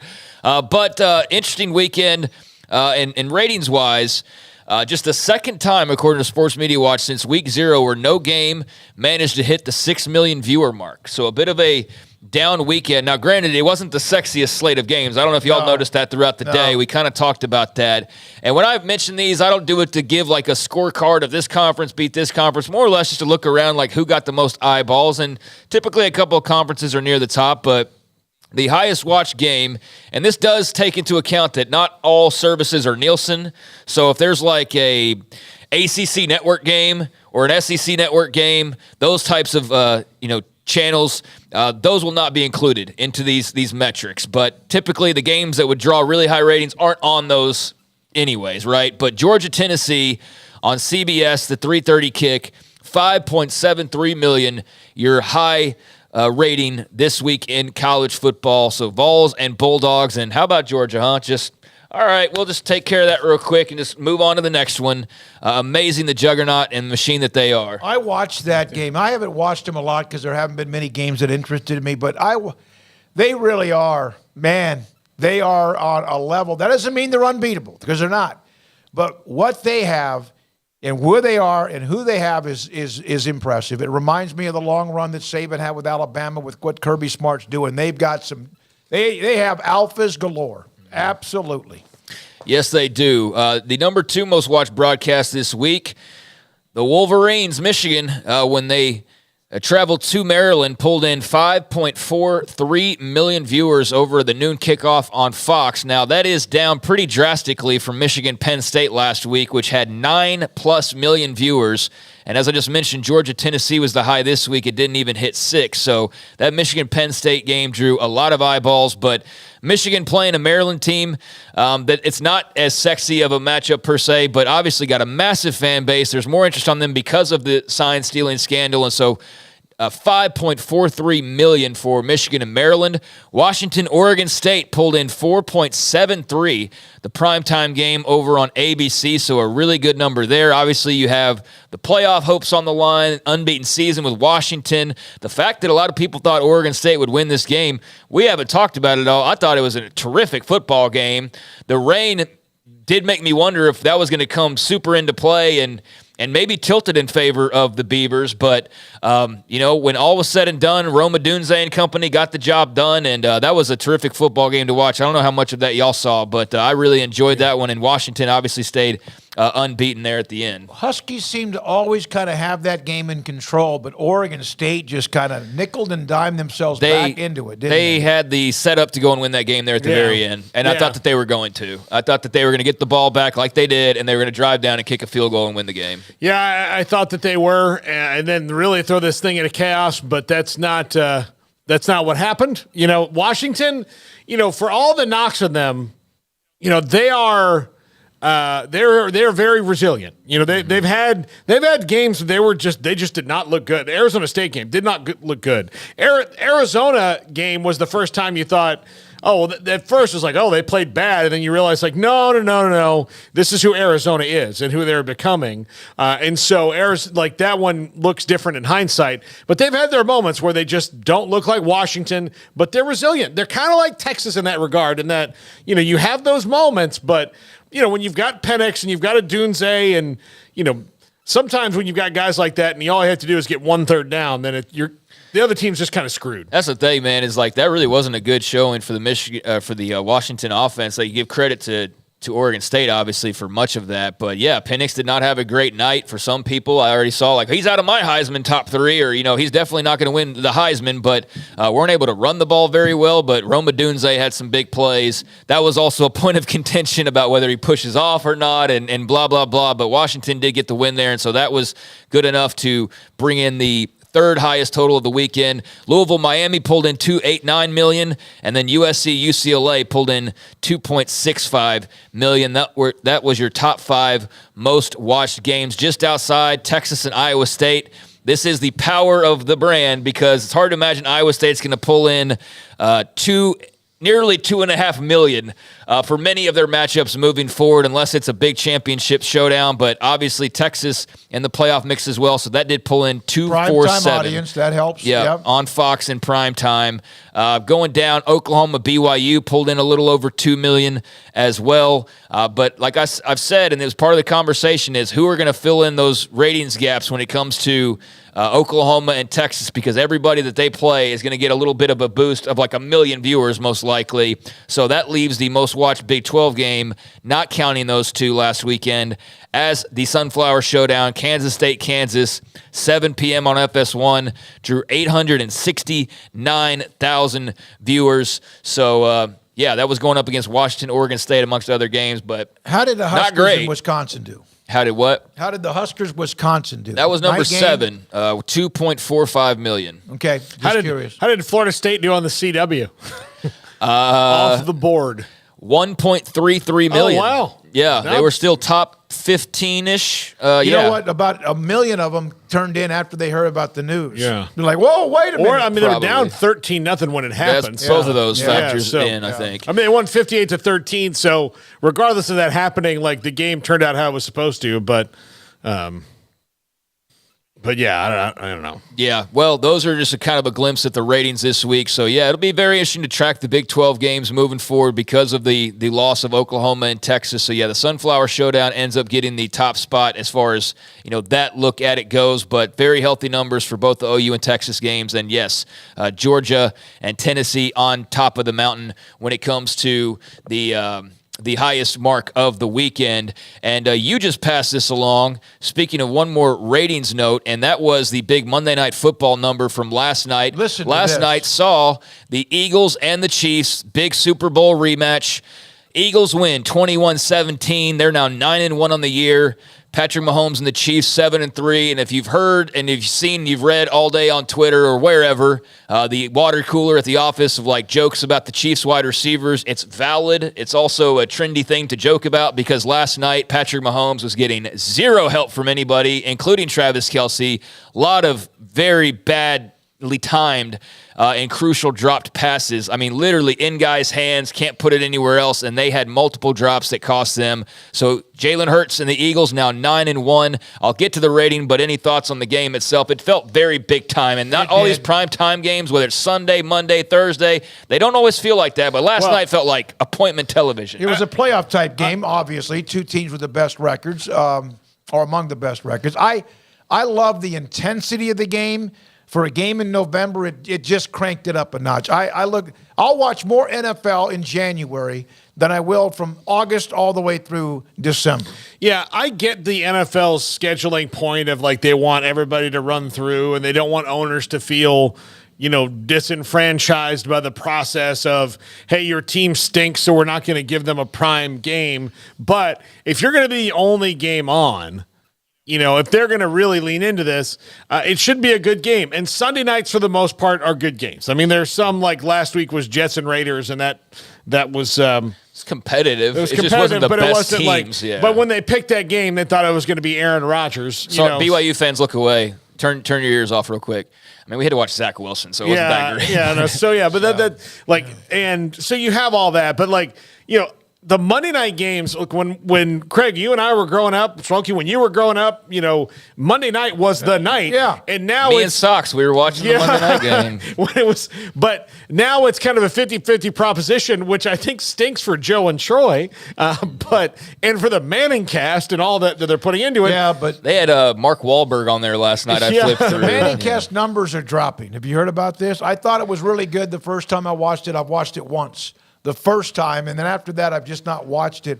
Those things have a shelf life of only a little bit of time. Yeah, I like those guys, and I think they do a good job with it. But, yeah, they brought Mark Wahlberg on, and I was like, I just want to listen to the broadcast in the game. I just want to watch this game's really good. So, they got a little bit over-modulated with the guests. I mean, maybe other weeks is different, but last night in particular, I was like, no, I just want to focus on this and not Mark Wahlberg's upcoming movie or whatever, So I think that probably turns some people away. Yeah, and they're good. Like, they're really good interviewers when it comes to that stuff, and it's fun. But, but the game is not always good. There are weeks where I'll go home and, look at the Monday night game and be like, look, I'm just not interested in that. Mm-hmm. Me, I probably watch as much NFL as anybody in this room. I don't care. But it gets to Monday night and I'm like, But last night was certainly, it felt like a big time game. It played out like a big time game. The Chiefs have been able to hide one major flaw in a lot of their games this year, which is, sometimes you have a 3rd and 17 and they double cover Travis Kelce and you need somebody to make that play. They don't have that guy. I think Rashee Rice is going to be an excellent wide receiver, but if you're a Chiefs fan concerned about the year of our Lord 2023, it should concern you that your best receiver is a rookie. And they've kind of tried to get by with our quarterback is just an artist, and he can make all these throws, but Marquez Valdes-Scantling is that good? And dropped the touchdown pass, yeah. which he did a few times with Aaron Rodgers. He's a big play threat, but he's erratic when he catches the ball. Yeah, so that's going to be a storyline with the Chiefs is their wide receivers room, even Kelce committing some crucial drops last night. But the point of all this, besides just the fact that it was a great game, was just told you a few minutes ago that the highest-ranked college football game was Georgia-Tennessee over the weekend that had 5.73 million viewers. How different is life in the NFL when you match up the Super Bowl from last year, and those teams are both really good again. So what did I say? Tennessee and Georgia was 5.73. Yeah. Eagles-Chiefs last night, 28.96 million viewers across ABC, ESPN, plus the Manning cast. All of them drew, in the case of ABC, 15.5 million viewers. ESPN had 11.5 million viewers. The Manning cast had close to 2 million viewers. Largest audience for a Monday night regular season game since Cowboys-Packers in November of 96. So that's going back a ways. Largest audience for Monday night regular season since Cowboys-Packers in 96. You're talking Aikman, Favre, and Super Bowl competitors and all that jazz. 6th largest audience period dating back to the 91 season. So that was a massive, massive number, and just shows you the popularity of those teams and of the NFL, the of course. NFL is unbelievable. I mean, as much as Alabama, Georgia might get 10 or 12 million they're going to play. It's still it'll be above 10 for Ohio State, Michigan this weekend. Yeah, I would think so. I would think that's going to be a 10, 11 million. It's nothing compared to most any NFL game. And then you put 2 NFL teams together, you get 3 times the numbers. It is incredible. Yeah, so that is a monster number for that game right there. But meanwhile, got a couple of other things going on later on tonight. Obviously, the college football playoff rankings will be coming out, and those now take on new meaning as you enter the final couple of weeks of the final week of the regular season and then championship week to follow. So that'll be coming up later on tonight on ESPN. I think at 6 o'clock is when that typically starts. I'm very in and out with that whole show and have been for a few years now, but you have that coming your way. But you also do have some college football tonight as Bowling Green will be at Western Michigan starting at 6 over on ESPNU. Bowling Green 6-5, Western Michigan 4-7. You also have as well at 6:30 over on ESPN2, Eastern Michigan 5-6 on the year, trying to get to that 6th win at 3-8 Buffalo. So a good potential opportunity to do so, but on the road. So we'll see there. But a couple of those games for you later on this evening, and then. I wanted to save this. I probably should have started off because I imagine it might take some time here, but we haven't talked about this either. What are your thoughts on Jimmy Johnson going into the Cowboys Ring of Honor? I'm bored by it. You're bored by it? Well, maybe I shouldn't have started off with it. No, that's fine. I'm glad you brought it up. I'm bored by it because, one, Jimmy and Jerry played that game, what was it, just a year or 2 ago? Did he not, on the Fox set, do this like 2 or 3 years ago? Why? Because he wanted attention. Well, I think he's getting older, and he's maybe realizing that he doesn't have forever to just drag this thing on out. Also, I'm telling you, they're doing a Netflix series on the 90s Cowboys right now. There you go. There's a good reason. There you go. And whatever can get him attention, whatever can get him even more money, whatever he could do. And Jerry should put Jimmy and should have put Jimmy into the Ring of Honor much earlier. But he said this before, and then it just disappeared and avoided it, and a couple other people have gone in since then. About time, but I'm bored with it. Everybody wanted to lose their mind emotionally over it. As far as I'm concerned, you're not a Cowboys fan. You're kind of hating a little hard here. I've covered him more than anybody in this room. I know, but my point is, it does mean something to certain people, though. No, it's because everyone's excited about it. But they were excited about it 2 or 3 years ago when he extended the same offer that didn't happen. They'll do it because it's just around the corner. Well, he actually put a date on it. Yeah, this is actually an invitation. He actually put a date on it this time, as opposed to at the Hall of Fame where he was drunk and said yes. I really don't want to follow that with my opinion because I'm going to sound like a little bitch, but Go right ahead. Are we allowed to use that language in this studio? Honestly, I was thrilled by it because and look, you're entitled to your opinion. Because I am the actual Cowboys fan in this room, I was thrilled mostly because I also live in a world where I grew up as a Red Sox fan, and I think this was a legit curse that had been on the Cowboys. Well, that's a good way to look at it. That they had angered Jerry had angered the football gods by denying Jimmy his rightful place as where he had gone through and Jerry had made amends about he and Gil Brandt weren't always cool. Right? I mean, there were all these things that he did over the years. He and Drew Pearson, not cool for a little while. Yeah. But he he went through and he made all those things right, but for his own ego, he let Jimmy, languish out there and just get it done. Don't carry that weight. I'm happy that there's a date on it and it's going to happen, and we can stop talking about it because I do agree it has become a tired thing, but I am going to enjoy the fact that Jimmy Johnson, who is the only Cowboys coach, Barry Switzer, but is the Cowboys coach in my lifetime who brought me joy. Yeah, and so it does mean a lot for people. And so I get your point entirely. Like, it's been a song and dance for way too long at this point, and even like it was kind of awkward too, just the whole invitation. Why did they break up? And by the way, Jimmy was just as guilty. Egos. Yeah. So why has it taken so long for this to happen? Egos. So nothing's changed in 20 years. One ego, because I don't think Jimmy...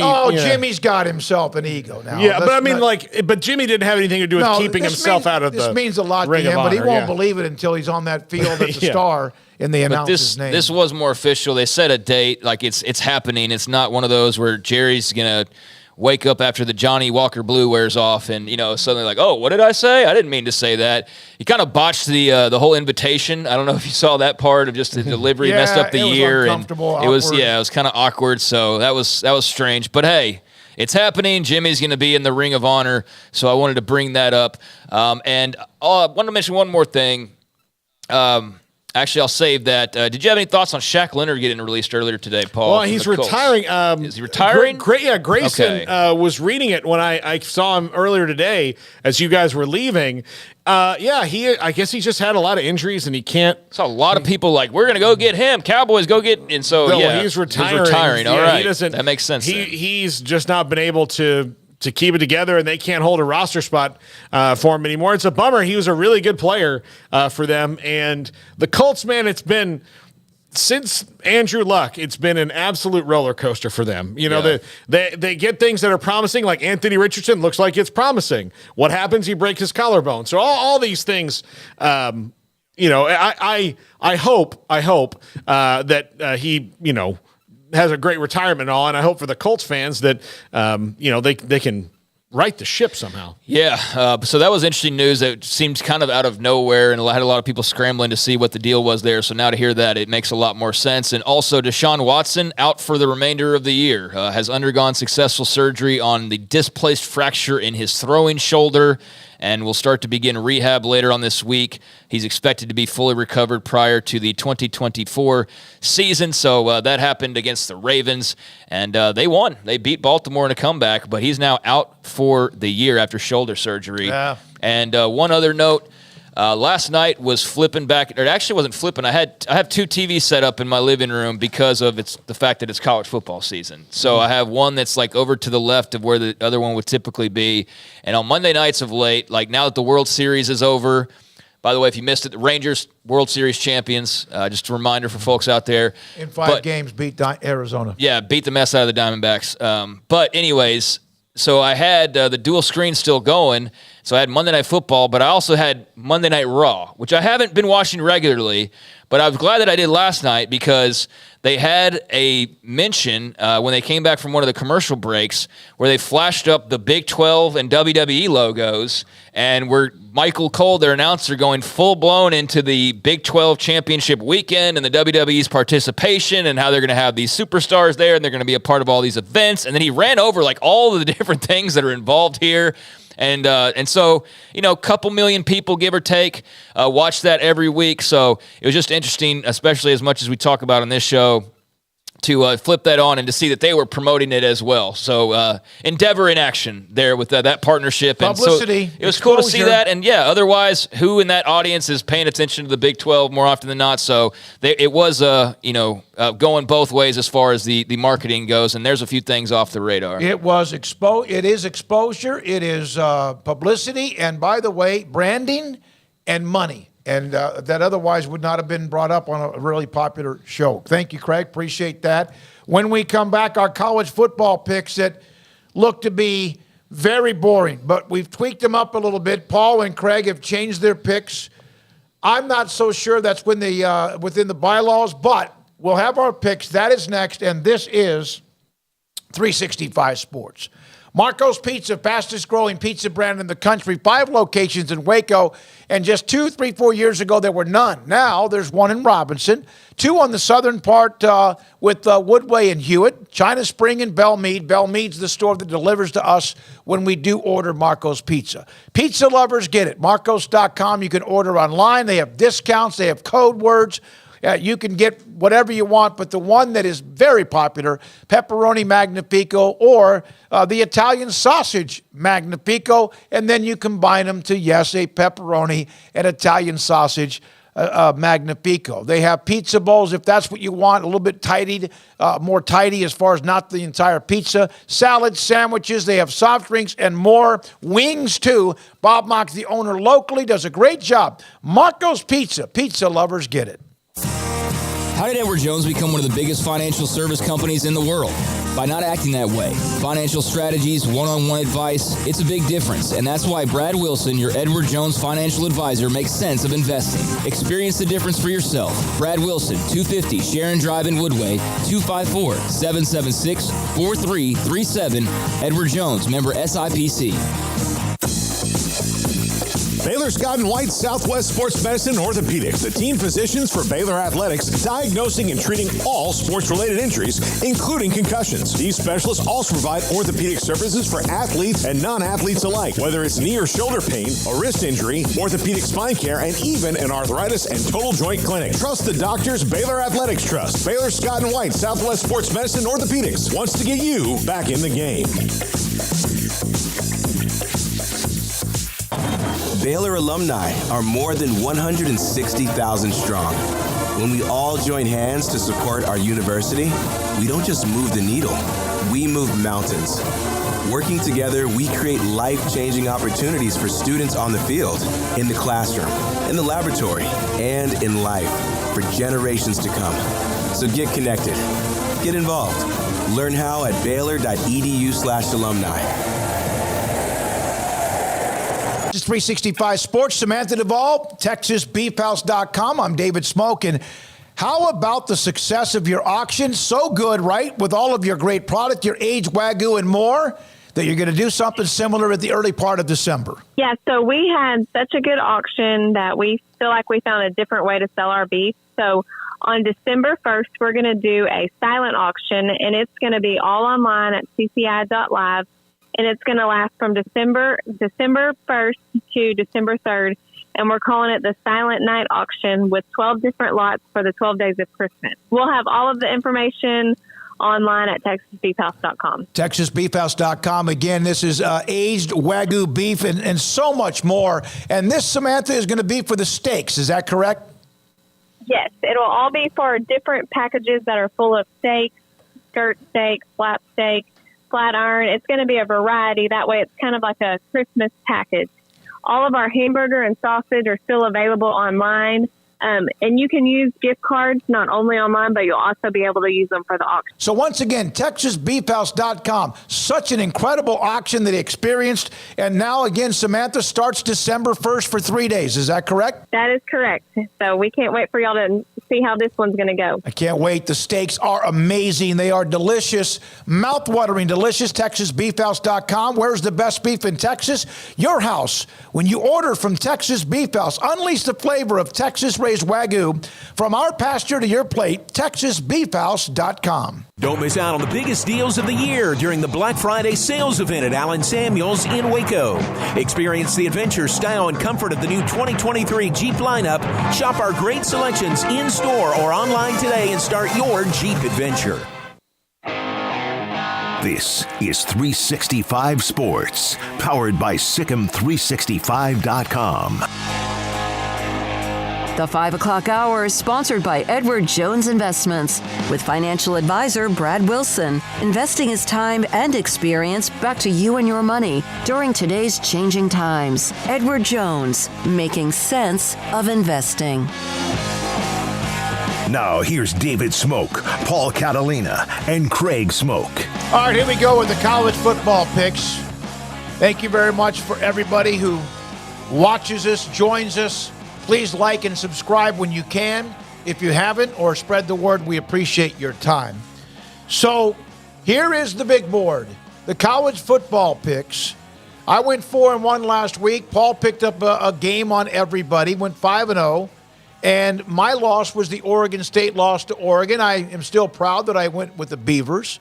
And then Craig had Utah in their game, which did not work out well at all. Thanks, Utes. Yeah. What a showing that was. At least, let me be close. Yeah, that was a sledgehammer, so to speak. So here we are, boring as hell, because up until like 30 minutes ago, every single pick from all 5 of us, every single pick across the board was chalk. Now, I've gone back and forth on the third one, and I went back. I'm now fourth. No, but I'm gonna be honest with you here. You only did that because Craig had the you-know-whats to then go, I'm flipping my Michigan-Ohio State pick. I was staring at that board, and I was like, is this actually the picks? Like, is this, or the template? And everything was the exact same. And I just decided, like, I can't have it be the exact same. That's going to be boring. It'll be the same results next week as it is this week. So I flipped to Ohio State. I don't love the pick, but I'll take the pick. Yeah. By the way, TexasBeefHouse.com, that link is good, all right, for a $100 gift card. And we'll do it, I believe, for the conference championship games. And maybe 1 week later, I'm not so sure, but I know we have this week and then next week, and then it might be shut down. And thank you, Kim Coulter, for what you did with TexasBeefHouse.com. So we'll start with the Civil War. All of us picked Oregon. It is in Autzen Stadium. That's why I did. Would you not have picked Oregon anyway? No. If they had back-to-back at Beaver Stadium, I think I would have. I think I might have picked Oregon State in this one, just because. You know, but that's the biggest difference. But you didn't pick Oregon State at home against Washington, but you would at home against Oregon. Yeah, this is a rivalry week. It's a good one too. Yeah. Yeah, I'm taking Oregon. I think they're the better team. Being at home makes a massive difference, in my opinion, than if this were at Reeser, like we've seen all year long, and almost last week as well. Again, thought that they were going to drive down, kick a game-winning field goal, and that's not what ended up happening, but they're still a really good team. What a great story for DJU, and just the resiliency, and, you know, coming over from Clemson, and all the speculation about how that would work out, and it's been a banner year for he and that Beavers football program. But yeah, give me Oregon. I just think that they're on a different level right now. I think that they're a playoff team. Whether they'll become one or not remains to be seen, because they've got to win some more games, the following week. But I like Bo Nix and the Ducks, and I think it's going to be a terrific contest. But give me them at Autzen. All right, then down below, Kansas State and Iowa State, Farmageddon, which is a rivalry that is going to be interrupted. Not a lot of people are happy about it. They're involved in both of those schools. Kansas State across the board. Yeah, I just think Kansas State's better. They do. You know, this is the best. This is the game in the Big 12. We did think that would maybe get the most variance among the staff. It has not. Everybody, including Levi, has picked Kansas State in this one. I thought about doing Texas Tech, but I think Tech's so bad on the road, we would all pick Texas. So I would have picked Texas. Yeah. So absolutely. Yeah. I mean, if Tech was better on the road, and Kim Coulter, I'm not dog talking Tech. I'm telling you, you know this. They suck on the road. So until they stop doing that, then I can't put them and pick them in a road game. So, but for this one, I just think Kansas State's better top to bottom. Yeah, I think Kansas State's better. I think that, Tech did go on the road to Waco and win, and there was that at least. So does everybody. Yeah, but did they play this year? It would be like they also beat Kansas on the road. Look, people that was coming a nice into win. That was huge. People coming into Waco and winning on the road this year is like NBA guys bragging about banging a Kardashian. Like, you've all done it, true. Man. Right? Yeah, you're right. You're right about that. But I mean, they have won a couple as opposed to last year where it was basically non-existent. But yeah, I just think Kansas State's a better overall team. I do think Iowa State's got a really good thing going with Rocco Becht and just the way that that's building up moving forward. So I think that they're going to be really good, over the long haul, or remain pretty good over the long haul. But right now, I think Kansas State's just a better program. Had Iowa State won last week and upset Texas, maybe I feel like that carries over somehow, but it's in Manhattan as well. Yeah, give me the Wildcats here to close it out and give themselves an opportunity to, continue to have a great run and a great follow-up to what was a terrific run last year. Yeah, I'd take K-State. I really Iowa State had what they wanted at halftime, even though down 3 to Texas, and then Texas just kind of put on the jet, what do you want to call it, afterburners, and eventually still not like a blowout, but they really kind of flexed who they were. I just feel like that was a game that Iowa State put a lot into. They're very consistent from week to week, but I'll take K-State. All right, and this game, North Carolina State does not have a rivalry name. I was really surprised that everybody kind of has one, but look, it's as we've seen with Baylor and TCU, it's not always good just to have one or to go and make one. I'm picking North Carolina State in this game, and I went back and forth on this. My first choice was North Carolina State. Then I flipped to North Carolina. I'm back with State now. It's at North Carolina State. Dave Doran's a little salty. North Carolina has just hit the wall here at the end of the season. And I even with the Wolfpack's quarterback situation being kind of a roller coaster, I'm picking the Pack. I'll roll with it. You know, North Carolina's got Drake May and everything that seems better, but I think that North Carolina State might have the better coach right now in Dave Doran. Blasphemy, you say that. Well, NC State's won the last couple of these games, so it wouldn't be a huge surprise if they're able to win again, especially being at home, especially given they're on a much better roll right now than North Carolina is on. I mean, NC State's won 4 games in a row. They've won the last couple on the road. Now they're back at home. Both teams are 8-3.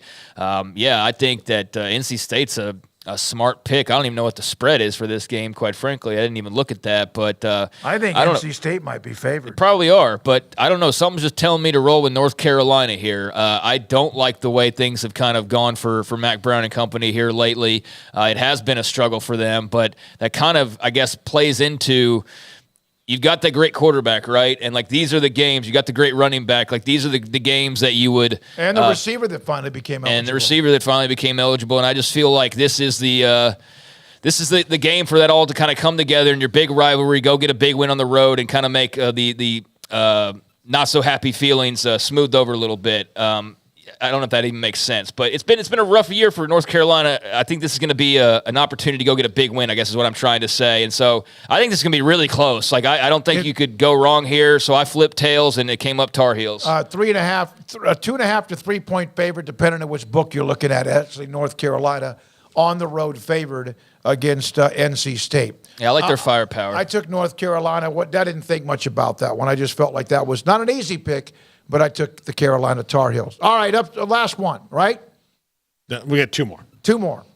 UTSA and Tulane. Man, I hope Jeff Traylor doesn't get a copy of this link. Well, you in your original picks that you sent to Levi, you had UTSA. I know. And then when you came in today, you told me Tulane when I made the. No. I don't think I did. I'm going to find that. Email. I mean, Levi sent me. Levi can be really, really just a troublemaker. So I'm going to find it now because I'm going to prove you wrong. But go ahead. So just to be clear, Smokey didn't believe in Jeff Traylor in the first place. That's right. Yeah, he doesn't believe in Jeff Traylor. Man, yes. let me tell you something. I believe in a lot of him. And you know, who knows? Who knows when we'll be interviewing him soon? So you picked Tulane, though, right? Yeah, he did pick. Everybody picked Tulane. To be clear. Like it's official when the segment starts. So anytime I put it in the board, but at least Levi thought that you had UTSA, and then I always double check whenever it comes in and see if they want to change anything. But like this you game's and Craig did. That this game is. Well, you might have done it too, man. I made it you interesting. You have not proved it. Otherwise, we're going chalk everywhere. You have not proven. There's no evidence that I picked. There's also no evidence that you didn't. I know. Other than this, I have more evidence. You have to prove I'm guilty. Levi has the email. He can send it to me. This is America. It's guilty until proven innocent. We all know that. Look, including, yes. Here's the deal. If we were in court and I'm the lawyer arguing this, I have evidence that Levi believes that this is what he has. His testimony doesn't mean anything without an email. All right. Yeah. All right. Well, he'll be the deciding factor. He can provide the I just feel like Tulane. I love what UTSA does, how they play. I love Jeff Traylor, Frank Harris. But I just, that game at home, I'm going with Tulane. All right. Yeah, I mean, Tulane, other than a week 2 loss to Ole Miss, is unbeaten. right now. I like them a lot. They just hired a new AD, by the way. I think that became official a little bit earlier, but really like Michael Pratt and what he's able to do and has done there for them for quite a while now. This would put him over in the championship game. And really this boiled down to me is not just the records, whereas UTSA's lost 3 games on the year, but it hasn't been super sexy. Like UTSA isn't always that way. Like they can be very much a rock fight type of a team.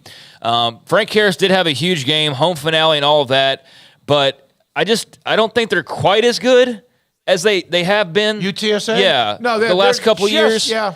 And they still got Joshua Cephas and, all sorts of fun weapons and everything. But I do wonder, does the Jeff Traylor thing impact this? Like, on the one hand, I could see where this would, like, really rev them up and have them wanting to finish this thing as strong as possible. And on the other hand, I do wonder, does, like, just a little bit of, creep into this thing? They started slow and give USF, credit for that. They were good. Early on, their offense was clicking. The running game was good. And then UTSA just eventually wore them down. Maybe there's still the hangover of what's being done because Jeff Traylor's had to discuss it again throughout the week, and he's done a really good job of basically just nuking anything he says that leads to anything A&M. Yeah, I just default to Tulane being at home, being slightly better from start to finish this year, like their defense, like their quarterback. I just like more about them, and then you throw in the Jeff Traylor kind of wild card of I have no doubts his head is where it needs to be here. But for the players, is there any part of, you know what I mean? No. Any of that distraction? You'd hope not, but even still, even if that was a non-story, I'm still picking Tulane. He is one of the things about him that whether he stays where he is or goes anywhere else, whether it's College Station or perhaps even if whatever happens in Waco, if something does happen with Dave Aranda in his future, he is an incredible motivator. That's the underrated part about him, not just the X's and O's and a football coach, but a great motivator. By the way, the Carolina-North Carolina State game should be named after flowering dogwood. That's the state flower. The dance for the dogwoods. Nah, it's terrible. It's terrible. I don't know. That's not the worst rivalry we've heard here of lately. No. Did you know that there are 3 species of dogwoods in Carolina? So they could have 3 different flowering dogwoods. The dogwood tree is one of the most beautiful trees. Hard to find, though. Why are we talking about this? Yeah, because they don't have a rivalry. I think they should. And look, trend. Michigan, Ohio State, actually, they just get to call it the game. Yeah, I know. And because it's 2 gigantic schools with such tradition, we can't just be like, hold on. Do you get the? No, you get it. That's fine. Yeah. It works. It's fine. It's the game. They build it up so much. Isn't that an 11 o'clock kick on Saturday? Yeah. Yeah. It is, and that usually is. They play whenever the hell they want to. Yeah. It is. It's always going to be an 11 o'clock cold, kick. Kind of blustery, miserable, overcast day. What? Next pick. Last pick. Yeah. Speaking of which. Yeah. Speaking of which. I took Michigan. That's why I was trying to get you to get on the game. Yeah. We got. I'm not allowed to have any opinion. No, you're talking about the game. Let's talk about the game. Put them up. I took Michigan. I think that they're going to continue on. I think Ohio State has really, as Angelique Chengelis said, they're starting to play better, but I'll still take the Wolverines. I picked Michigan to start off with. I looked at that boring, bland board of everybody having the same picks, and so I'm rolling with Ohio State. I do think I feel like Michigan's a slightly better team, but I do think there is something to Ohio State starting to get everything into a groove here late, winning big. This is a whole different type of a test for them, though. So yeah, I'm just banking on this rivalry being wacky and Ohio State somehow finding the way to win in the big house. But like I said, I did this as much to shift things and change them up as anything else. Wouldn't shock me at all to see the Maize and Blue win again. And if they do, what a story that will be. And if they don't, what a story that will be. Either way, there's going to be a lot of press about this game. Yeah, part of me was leaning towards Ohio State because of what Angelique said about that defensive front against Michigan's offensive line. It's just Michigan's found a way to. And look, at Penn State, they just kind of toyed with them in the second half and didn't throw a pass and didn't ever feel that they needed to. There was never a situation where they were like, well, we better get this first down because if we don't, then Penn State's going to get the ball back. They were like, well, we'll give them the ball back. That's fine. They can. It was almost like it's not fair to just not let them have the ball and play with it. It's not. That would be rude. They're, we're at their house. Ohio State. I got to look. They're 19th in the country against the run. Yeah. So that's going to be tough for Michigan to do. They're going to have to. They're going to have to throw the ball to win this game. I'm curious to see how Kyle McCord can do. I think this one is going to be a one-score game, but I think Michigan at home is the. Remember now, of the stop rates at Max Olson, Michigan, Ohio State, and Iowa were like in whatever order, 1, 2, and 3. So they both play really good defense. Maybe Marvin Harrison's just too much. He makes a couple of extra special plays. Yeah, but everybody acts like he just does like the 180 for 2 touchdowns every week, and that especially lately has not been the case. No. Yeah, but he does have that capability for sure. And based on my pick, I'm hoping he has one of those types of games, obviously. Michigan has not played one single player this year, one single player on any team they've played that is as good as any of the skill players on Ohio State. And that's why I'm interested to see them in the playoff because, look, they've blown people out, like respectfully so. If you're a Michigan fan, I'm just curious to see, like, okay, Michigan plays, or say they play Oregon or Washington in the playoff that have guys that stretch the field and do crazy things. Well, they haven't had to see that all year. They haven't had to see it one time. As a matter of fact, they didn't see it all year last year either, except against Ohio State, and TCU took advantage of that. Well, because TCU changed their signals. Yeah, well, that too. But when they all of a sudden had to see Quentin Johnston and Darius Davis and Kendry Miller and Max Duggan all together doing those things, it was like, oh, well, this is a different style of football than we've seen. Now, that doesn't mean that they can't beat it and they wouldn't be ready for it, but it's completely different than when you have to shut down Rutgers. It's just not the same. All right, so Craig takes Ohio State. I take Michigan. So does everybody else, including Paul. I take the Ohio State. Okay, there you are. So there we are. I have a 1-game lead on Craig. And then Emory is third, and then Paul, and then Garrett. Garrett's not here today, but he'll be back with us for tomorrow's show on Wednesday. When we come back, Hall of Fame columnist John McClain, who is on the CJ Stroud wagon train, and he should be. So is a lot of other people. This is 365 Sports. Don Humidor and Coffee Beans in the Townwest Shopping Center, just off of Valley Mills and Richland Drive in Waco. 48-foot walk-in humidor with all the great brands of cigars you could ever imagine.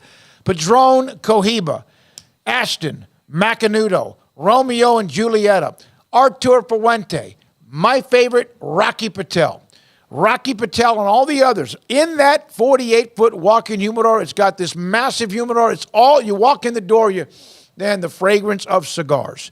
And there are Churchill length, which is the longest length. There are also some that are a lot more smooth, kind of a soft feel taste. And then there's also some that could burn your throat if you don't like that kind of a harsh cigar, Padron, whatever it might be. But Ashley, Cheyenne, and also Carol understand the cigar business, know which are the hot brands or the even higher level brands that have a new cigar that's kind of rising up the billboard chart, so to speak. And they have collectibles, framed collectibles behind the counter at the front door. I bought one that was Adrian Peterson about, 2-3 months ago. They are great to have, too, and some of them with the authentic signature and also authenticity. And CBD products, if you like or need a way to fall asleep a little bit more comfortably at night, you can do that with Bite of Dreams. And for anyone, you or whoever, with chronic, heavy, hurt, in a lot of ways, pain, they have the THC, which, of course, is called for bad days.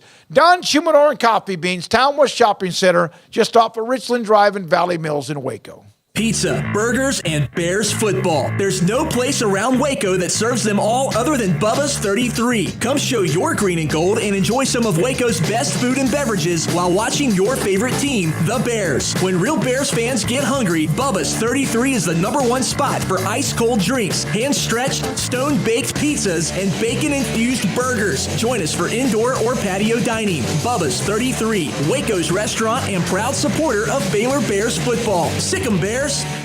TFNB Your Bank for Life is the official local bank of Baylor Athletics. Find out why more Central Texas are making TFNB their bank for life. Sign up for our Edge checking and savings accounts to earn interest or cash back. With 5 convenient locations and an award-winning mobile app, banking has never been easier. TFNB, your bank for life. Member FDIC. In our logo and advertising, we say we are people that you can count on. What does that mean? It starts with providing a quality vehicle and quality service at a fair price. But it also means we do what we say we will do, and we treat people fairly with respect. It starts by hiring great people, good local folks who work hard with a caring attitude. Our employees are the real reason we are people that you can count on. Put us to the test and see for yourself that at Richard Carr Motors, we are people you can count on. Waco Custom Marketplace, 425 Lake Air Drive in Waco, is your holiday item superstore. Half spiral hams, 8 to 10 pounds for $4.45 a pound. Pit hams, 12 pounds for $4.45 a pound. Bone-in hams, 18 to 22 pounds for $3.40 per pound. Whole raw turkeys from 12 to 16 pounds for $2.50 a pound. Whole smoked turkeys, that's smoked turkeys at 9 to 12 pounds for $3.75 a pound. And mini pit hams, 6 to 8 pounds for $5.99 a pound. And don't forget, they have full service butcher shop where you can find what you want: pork, poultry, seafood, and beef. And I bring up the beef because big beef tenderloin or a prime rib. Brian Bauer and the Bauer family, full service bakery with fresh baked kolaches every morning and bread and cold beer and wine. Tailgate needs from pellet fuel to charcoal. Waco Custom Marketplace and the holiday items, 425 Lake Air Drive in Waco. Welcome back to 365 Sports. It's time for our weekly segment with NFL Hall of Fame columnist John McClain. Brought to you by Pioneer Steel and Pipe, where customer service is their main focus, and best in metal, steel, and pipe for large or small projects, with 2 locations in Waco and Bryan. Family owned and operated since 1943. Read John's work at sportsradio610.com. By the way, before we get to John McClain, I mentioned this. We have not discussed it because of time and also other segments. The Liberty Bowl is on its way to full renovation. FedEx founder Fred Smith gives a $50 million gift. Memphis, the university, aims to match with $50 million plus $120 million in state funds. Seating will be slightly reduced from 53 to 55,000 instead of 58. The university would like to take ownership from the city. So that's good news. Maybe too late because of all the realignment, but realignment is never over. And Northwestern, what a year they've had with Braun, who's now the full-time head coach, not the interim, gets city council's approval for a new stadium. And I don't know if that's on campus or not, but that's a great story there. Adam Rittenberg from ESPN with that story. So good for Northwestern, good for Memphis, and also the Liberty Bowl with Fred Smith, the big cash, which was always one of the enticing parts. And when you heard their name, if it ever was at any serious level or not, was because of the money of course, the delivery companies, including FedEx and Fred Smith. Yeah, the Northwestern Stadium will be on the site of the current field, Ryan Field. So that'll be a part of a nearly $500 million donation from the Ryan family, the largest in school history. $480 million donation. That is insane. But yeah, they're going to decrease the capacity as well, which seems to be the going thing for all stadium redesigns that aren't one of the schools with 500,000 living alumni. So yeah, that's more of the same of kind of what we've seen. We'll update all and scoreboards, all that good stuff. But yeah, it's gonna be built on that on the site of Ryan Field. So just to clarify there for you. All right, there you go. All right, now we mentioned Baylor men playing Oregon State. That will start right after we're done, just after 6:00, and that game will be on. My goodness, I lost it. Is it on ESPN tonight against Oregon State? I believe that it is. I had it right here in front of me, but all of a sudden... Isn't that tomorrow night? It is tomorrow night. You're right, Jack. Thank you for being here. Thank you, Jack. This is why it was so important for you to be a part of this show. Tomorrow night on ESPN2. There you go. That's what I was bringing. I knew that. You're checked I was out seeing for if you were paying attention. John McClain, Hall of Fame columnist, Sports 610, Houston Radio, and also, of course, just an amazing lifelong Hall of Famer himself, joins us on 365 Sports. Is there any way that D'Amico Ryans does not win Coach of the Year? I believe it is, David. You can go where I write all my columns, sportsradio610.com, where there's no paywall, and I've got a column about that.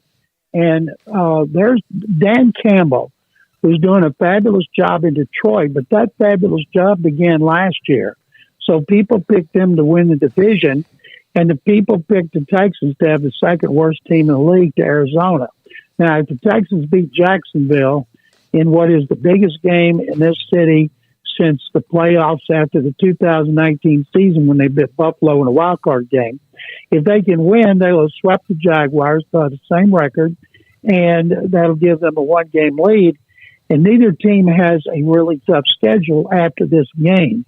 Jacksonville wins, they've got a two-game lead, so they're going to win the division. I think that they've already won 6, which is what I predicted for the season. But I think if nobody has done a better coaching job with less than he has. And Nick Caserio should win Executive of the Year for drafting C.J. Stroud and hiring D'Amico Ryans. I've got a column I'm working on for tomorrow in which one of the owners, Hannah McNair, says there should be a comeback owner of the year award, and her husband, Cal, should win it. And Bobby Slowick, their offensive coordinator, has a chance to win assistant coach of the year. And, of course, Stroud's going to run away with offensive rookie of the year. And Will Anderson, who's played very well, is in the running for defensive rookie of the year. And the only one I'm sure they're not going to win is MVP, even though there's a lot of talk about Stroud being MVP in Vegas. I think he's 6th right now. John, I was going to ask you about Cal McNair and that comeback owner of the year. Who was it that got in his, is it Nick Caserio that pointed him back in the right direction and away from the team chaplain making personnel decisions and all kind of the other weird things that went on for a couple of years there in Houston? Well, Easterby was not the chaplain. That's not what he was hired to do. He had worked his way up in the organization where he was number 2 to Nick Caserio, his good friend from New England. And back at the league meetings in March when I was working for Gallery Sports, I sat down with the McNairs for about an hour and talked about the more prominent role Hannah McNair was playing now and how her husband welcomed it. And I think she's the one that got him to see the light on getting rid of Jack Easterby. And once they fired him during last season, it was like a dark cloud was lifted off this franchise. And then when they hired Ryans, where he'd been a captain and one of the most popular players in team history, people were pumped in to get Stroud and Will Anderson with the 2nd and 3rd picks. And then to see the fruits of the labor happen a year before anybody could have imagined. You know, right now the McNairs are loving life because no longer do they, every time they walk through a door, they wonder what controversies on the other side.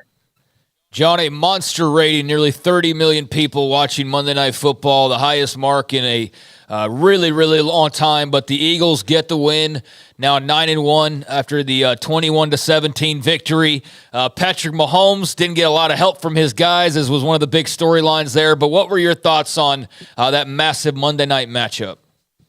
That Kansas City lost the game by dropping too many passes, 26 for the season, by far the league high.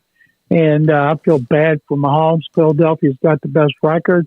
Baltimore has the 2nd best record. I want Baltimore to win the Super Bowl because I picked the Ravens before the season. But to me, there's not a great team. There's not a dominant team. Right now, it looks like Philadelphia and San Francisco in the NFC and Baltimore and Kansas City in the AFC. It's kind of more of the same. But keep in mind, other than New England, no team has gone to the Super Bowl and lost and gone back the next year since the Steelers in the 90s for whatever reason. And the 49ers have been right on the cusp. Might have gone in and won it last year if they hadn't had all those quarterback issues in the playoffs. So the 49ers are very hungry too. I think and they're going to play. Philadelphia and San Francisco, I believe, will play in 2 weeks, and that could be a Super Bowl an NFC championship game preview.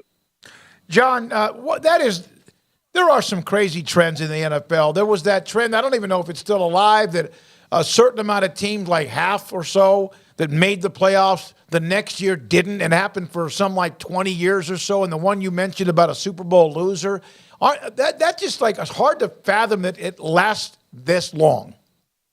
What about champions of the NFC East? How long has that gone on since there's been a different one every year? And right now it's pointing to the Eagles, although Cowboys are still in the running to win the division. They have the Eagles at home, but even if Philadelphia only loses one more game, and the Eagles could lose more than one, of course, they're playing close games. They have not dominated. The 49ers, except for that 3-week, I don't know what happened when that 3-game losing streak, they dominated before, they've dominated after. Clearly, they are the two best teams with the Cowboys close behind. But I think, every time I watch the Cowboys in the big game, and they have clock issues, they have game management issues that you don't see Eagles and 49ers having. If you're a Cowboys fan, and I know you got a lot of them listening, you've got to be scared when big games come around. John, that's true. That is a very true thing. If we were talking about it during the break about the Cowboys, and Jerry runs a really good organization, not a great one, right? If you were to pick which organization is doing everything right now, who would it be? I would think a team that sticks with its head coach, a team that does well free agency in the draft. San Francisco, it hasn't paid off in the Super Bowls like it did under Bill Walsh and George Seifert, that every year they add pieces, and you're like, how did they do that? Philadelphia's got it going on with Nick Sirianni. Howie Roseman makes deals. You're like, how in the world did he pull that off? How did he put the A.J. Brown and now Jalen Hurts under his salary cap, and they haven't had to get rid of players? And the Cowboys, they don't have a bad organization. They got a good organization. Jerry's not quick on the trigger with coaches like a lot of people seem to think he is.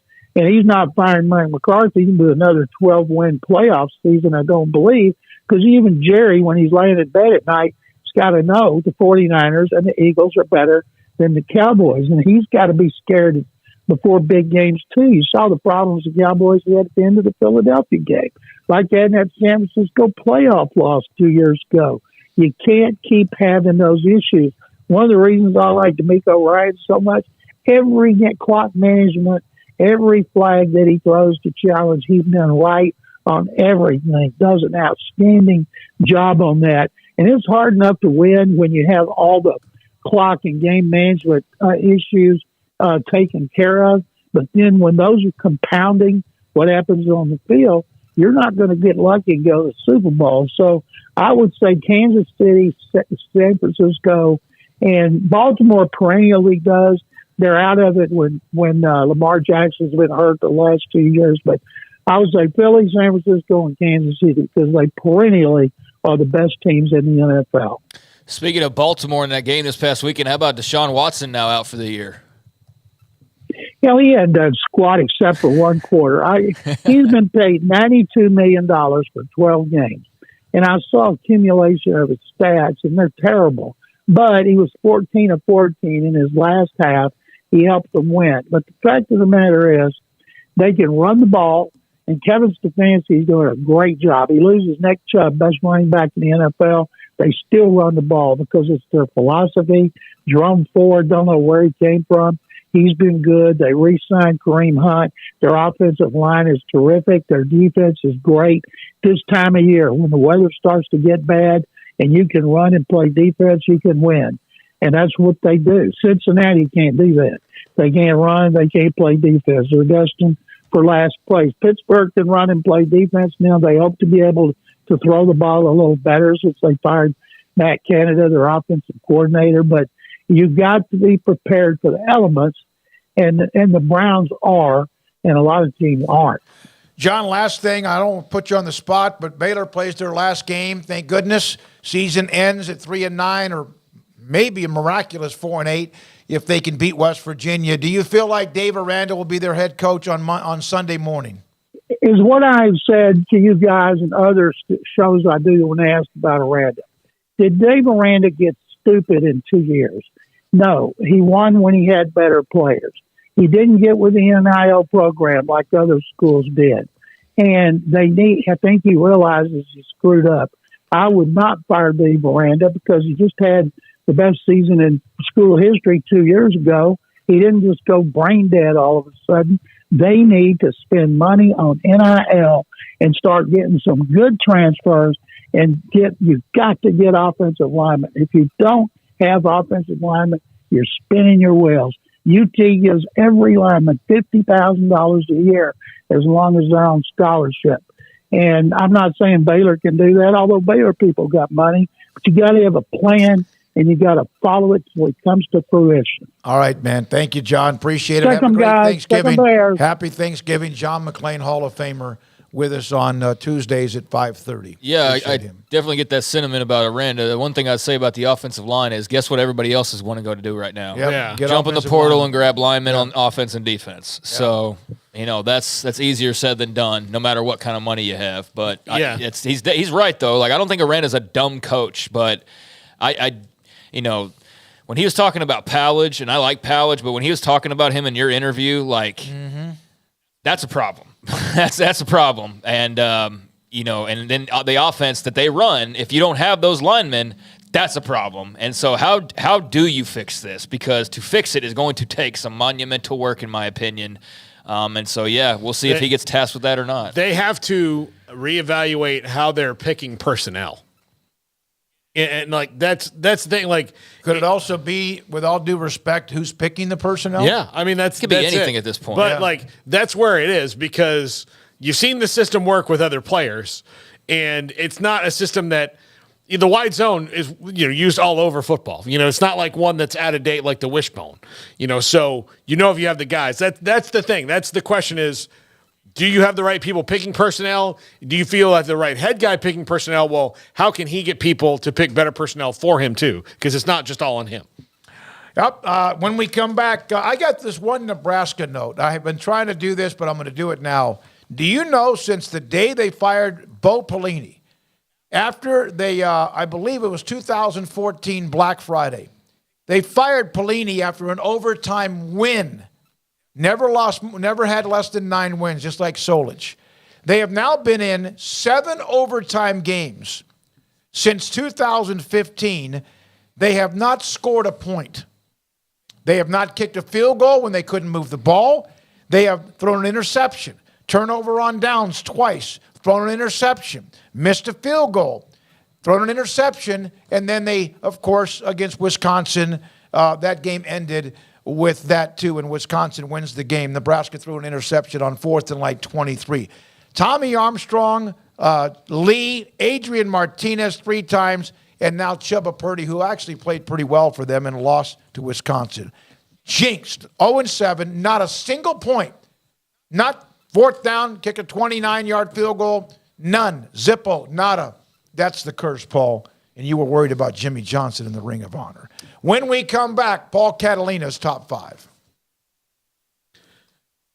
Unite Private Networks. Go check out their website. And I'll tell you, we have had it now for about 6 months, and it has been the most ridiculously magical thing for us. When you have lost internet, you have lost business. And we are talking, for us, sometimes an hour and a half where we were on and off the air and having to start new streams, and it's just not a way for what we do as a media company who does a live show to do business. We couldn't do it. We couldn't sustain it anymore. So we got to Unite Private Networks. We went and saw my good buddy Ace Swigley, and he got us completely hooked up with UPN. They are 100% fiber, no last mile copper like you would get with a lot of the popular brand name companies. They say you do fiber. They do fiber, but the last mile is copper to it. It's protected fiber service, so you're the only one on it. It's dedicated and symmetrical, upload and download. We have done things that used to take us literally hours in less than a half an hour here. As far as upload, download, schedule things,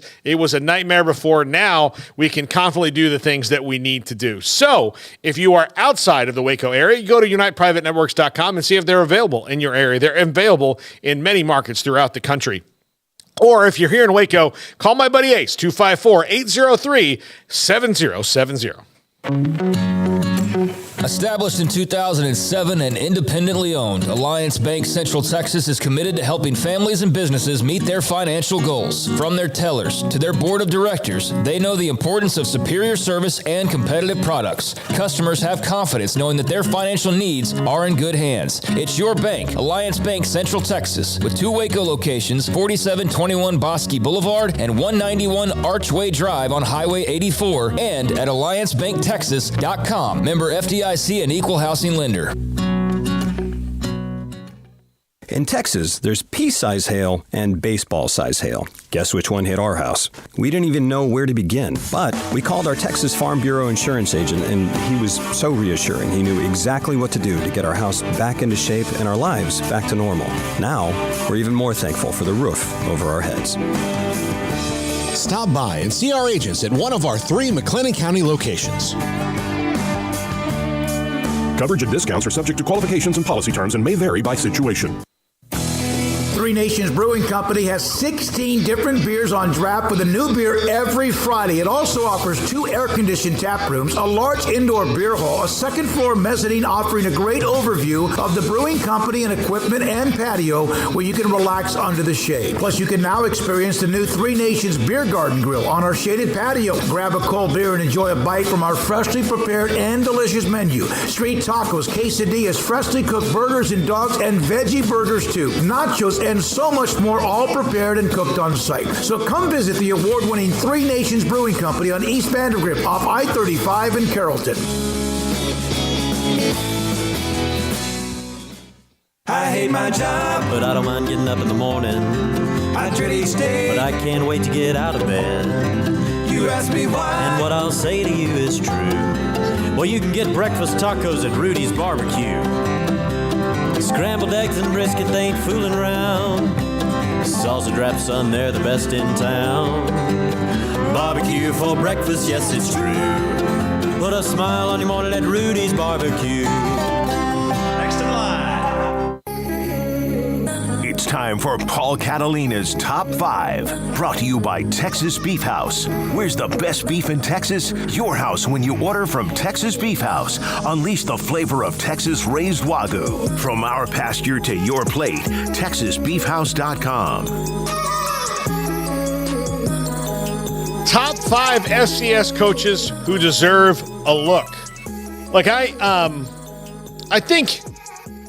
I think you guys know me well enough to know, like, and I've said this before, that I don't necessarily approve of the constant, look at, this guy won here 12 years ago, which is why, like, when people see, you mean like the constant churning of NBA coaches becoming head coaches after they're fired, after they've been around forever? Yeah, and it happens, but sometimes I think you need to get new blood. I've heard McAfee kind of got, it was funny during game day, where it was like, hey, Rich Rodriguez at Jacksonville State, and everybody's like, yeah, I don't think anybody's going to be hiring him. Pat might not know what happened at Arizona for Rich Rod. He's at Jacksonville State, and that's probably where he's going to be, unless somebody really wants to go on a limb. But here are some FCS coaches who are doing really well and deserve a look when you're talking about head coaches. Number 5, Montana State head coach Brent Vigen. He was on Craig Bohl's staff for most of his career, has been at Montana State. He's got them winning at a pretty good clip there in the FCS, routinely in the playoffs. Now, look, the Montana Grizzlies are normally the better team in that rivalry, but Montana State rolling along pretty good. And if you want to, and I'm not saying that, A&M needs to go hire guys like this, but if you're a group of 5 team that's looking for somebody who can do things, the next kind of Kalen DeBoer or Chris Kleiman of the world, these are the 5 I would think that you would go look at. And Brent Vigen would be the first one. He's at Montana State. Yeah, I don't think I'm going to be able to help out too much with commentary here. I'm not a big knowledgeable person when it comes to the FCS ranks, but just by glancing at his resume, he does, have the head coaching experience now over the past couple of years, and did have the little dip at a higher level with Wyoming there for a good stretch of time as an assistant coach and assistant head coach there with the OC and quarterback roles. So, but other than that, long time in North Dakota State. Obviously, that's a terrific program, and as you mentioned, doing a great job at Montana State as well. So, seems like he's ripe to have some upper trajectory here. Number 4, Scotty Walden, who is at Austin P right now. By the way, he's from Cleburne, Texas, went to Sul Ross. He is crawling up the New ranks. York City of the outer DFW area. Yes. Good old Cleveland. But he's been at Austin P for the last 3 seasons, 34-19 overall as a head coach. He was the interim coach at Southern Miss a couple of years ago. He is on his way up. He's got he has got something going there at Austin P. They're peaking again. We can't go into depth like you said, Craig, but these are some names I would just say people look out for when Scotty Walden gets a G5 job and you go, who the hell is Scotty Walden? There was a Paul Walden Tolcher. back in the day that coached somewhere like Iowa State or whatever. I wonder if there's any relationship there. Let me on his Wikipedia page in case you asked this, and it does not have that. It just has his coaching record. Okay. So, all right. Did you say P on the air? Yes, I did. Okay, just want to make sure. Yeah, I did. Number 3, Jason Eck, who is at Idaho right now. A buddy of mine works up there, and he thinks the world of Jason Eck. And he came out of the South Dakota State. He came from Montana State, South Dakota State. He's coached a lot of places in the FCS that have been really successful. Idaho's doing really well right now. Improved from 7-5 last year. Right now they're 8-3, 6-2 in the conference. Idaho also plays a lot of FBS teams. They do that. Jason Eck's done very well there for the Vandals, and I think he might be a guy, even though he's only been a head coach for a short while, he's of the right age. He's not – a lot of times you go through the FCS and you see a lot of guys who are doing well, but they're 63 years old, so you wouldn't think a team's going to really take a chance on a guy who's 5 years away from maybe just wanting to retire. Well, the dude you just mentioned, Scotty Walden's only 34. Yeah, exactly. Yeah. So he's like the opposite of what you just mentioned. It's crazy you say that, but 10 years ago, he was teaching people about the spread. Like he was doing clinics. So he's young, but has been involved national level with numerous spread offense football clinics that he used to host. Yeah. So, but Jason Eck doing very well. He's on the way up. He's in his 40s. He's 46 years old. So, if you're looking for a guy, and I do think there's going to be some Midwestern teams, MAC teams probably looking for coaches after some of the Big Ten wave gets done, whether that's Michigan State and Indiana. Indiana's still not open, but it's probably going to be. Yeah, I don't know how many more jobs are going to open up after this weekend, but we obviously know of one that could. Not sure that'll happen, though. But, yeah, I'm curious of how many other spots open up, because right now it is a little thin as far as this could be done pretty quickly in the next couple of weeks. Like, the carousel's over potentially. But I guess, when you pluck away, then you leave a hole and so on. It's the whole domino effect. But, yeah. Yeah. Number 2, Willie Simmons at Florida A&M. Strike Rattlers. Willie Simmons has done a great job with an athletic department that has been very publicly a mess at times. The baseball team had that big controversy a couple years ago where they basically were like, hey, we're out of money for you guys. Like, we don't have anything to give you. You're like, well, how did that happen? Like, well, I don't know, but when we go to get money, there's none, so you can't have it. And it was really unfortunate for them. But Willie Simmons has brought back a football program that used to be one of the better FCS teams and then kind of fell by the wayside for a while. But Willie Simmons has done a really good job there. I think that, especially if you're a school in the Southeast, I think going to get Willie Simmons would not be a bad idea. When South Florida was open, I thought he would have been a really good choice for South Florida. I'm sorry, USF. USF. Get it right. Sorry.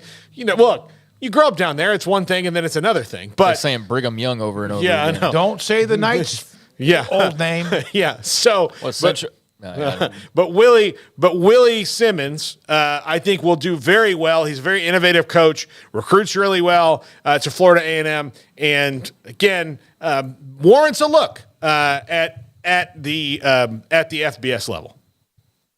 All right. Number 1, And this guy, I don't know if you've heard of him, but he's the coach at South Dakota State, Jimmy Rogers. South Dakota State has kind of taken North Dakota State's place as the team that just goes and runs through the FCS playoffs and wins. They're dominant. They've got a young coach in Jimmy Rogers. They have flipped the switch on North Dakota State's dynasty. Absolutely. Jimmy Rogers is the guy who did that. I would even say he is a good enough coach to me where he could maybe make a bigger jump than some. I know that never happens because you have to sell it, but they are so well coached and so good and such a machine. Jimmy Rogers, if you are a school that is looking for a head coach who knows how to win and want to go the Kalen DeBoer, Chris Kleiman route, you will win with Jimmy Rogers. I'm telling you right now, South Dakota State is a juggernaut, and it's because of that dude. And he's young. To build a way they could beat North Dakota State because nobody could. Nobody could. Chris Ash, I'm not sure. Is he still at Rutgers or not? I don't know. He once was an FCS coach. He was at Drake. Neil Brown once was, of course, at UMass. Dave Clawson was at Albany. Jeff Collins is a hot name. I mean, I know he's been a head coach on and off. Fordham. Jimbo Fisher was at Samford. Willie Fritz, Pittsburgh State. Dan Mullen was at Wagner. I could go. Norvell was at Central Arkansas. Orgeron, Northwestern Louisiana. Scott Satterfield at Cincinnati was at Appalachian State. A lot of coaches who have had pretty good success or at least gotten the opportunity. Chris Kleiman, of course, North Dakota State now with Kansas State. All right, Paul, thank you very much. Appreciate that. Jack McKenzie, fantastic job. Thank you, sir. Thank you. Those of you on the text line today, a couple of nuggets from you and also the text, the chat room. In fact, Tom went on there earlier. This is an amazing forum. Really enjoy the civil debate of highly knowledgeable and opinionated fans. Most of the time it is civil. Sometimes we all can get a little bit out of whack. But thank you for that, Tom Rucker. Thank you for everybody in the chat room. For Craig Smoak and Paul Catalina, for Jack McKenzie, Emery Winter, Levi Caraway, Garrett Ross back tomorrow. Thank you, Tom. And please, if you would, if you haven't already, I don't always ask this, but lately I'm going to. Please hit like and subscribe if you haven't already, and we would appreciate that. Happy Thanksgiving. We're back again tomorrow. It'll be Craig. It will be me. Paul's going to take a few days off. We will be back tomorrow, 3 o'clock, right here. 365 Sports. Have a great night.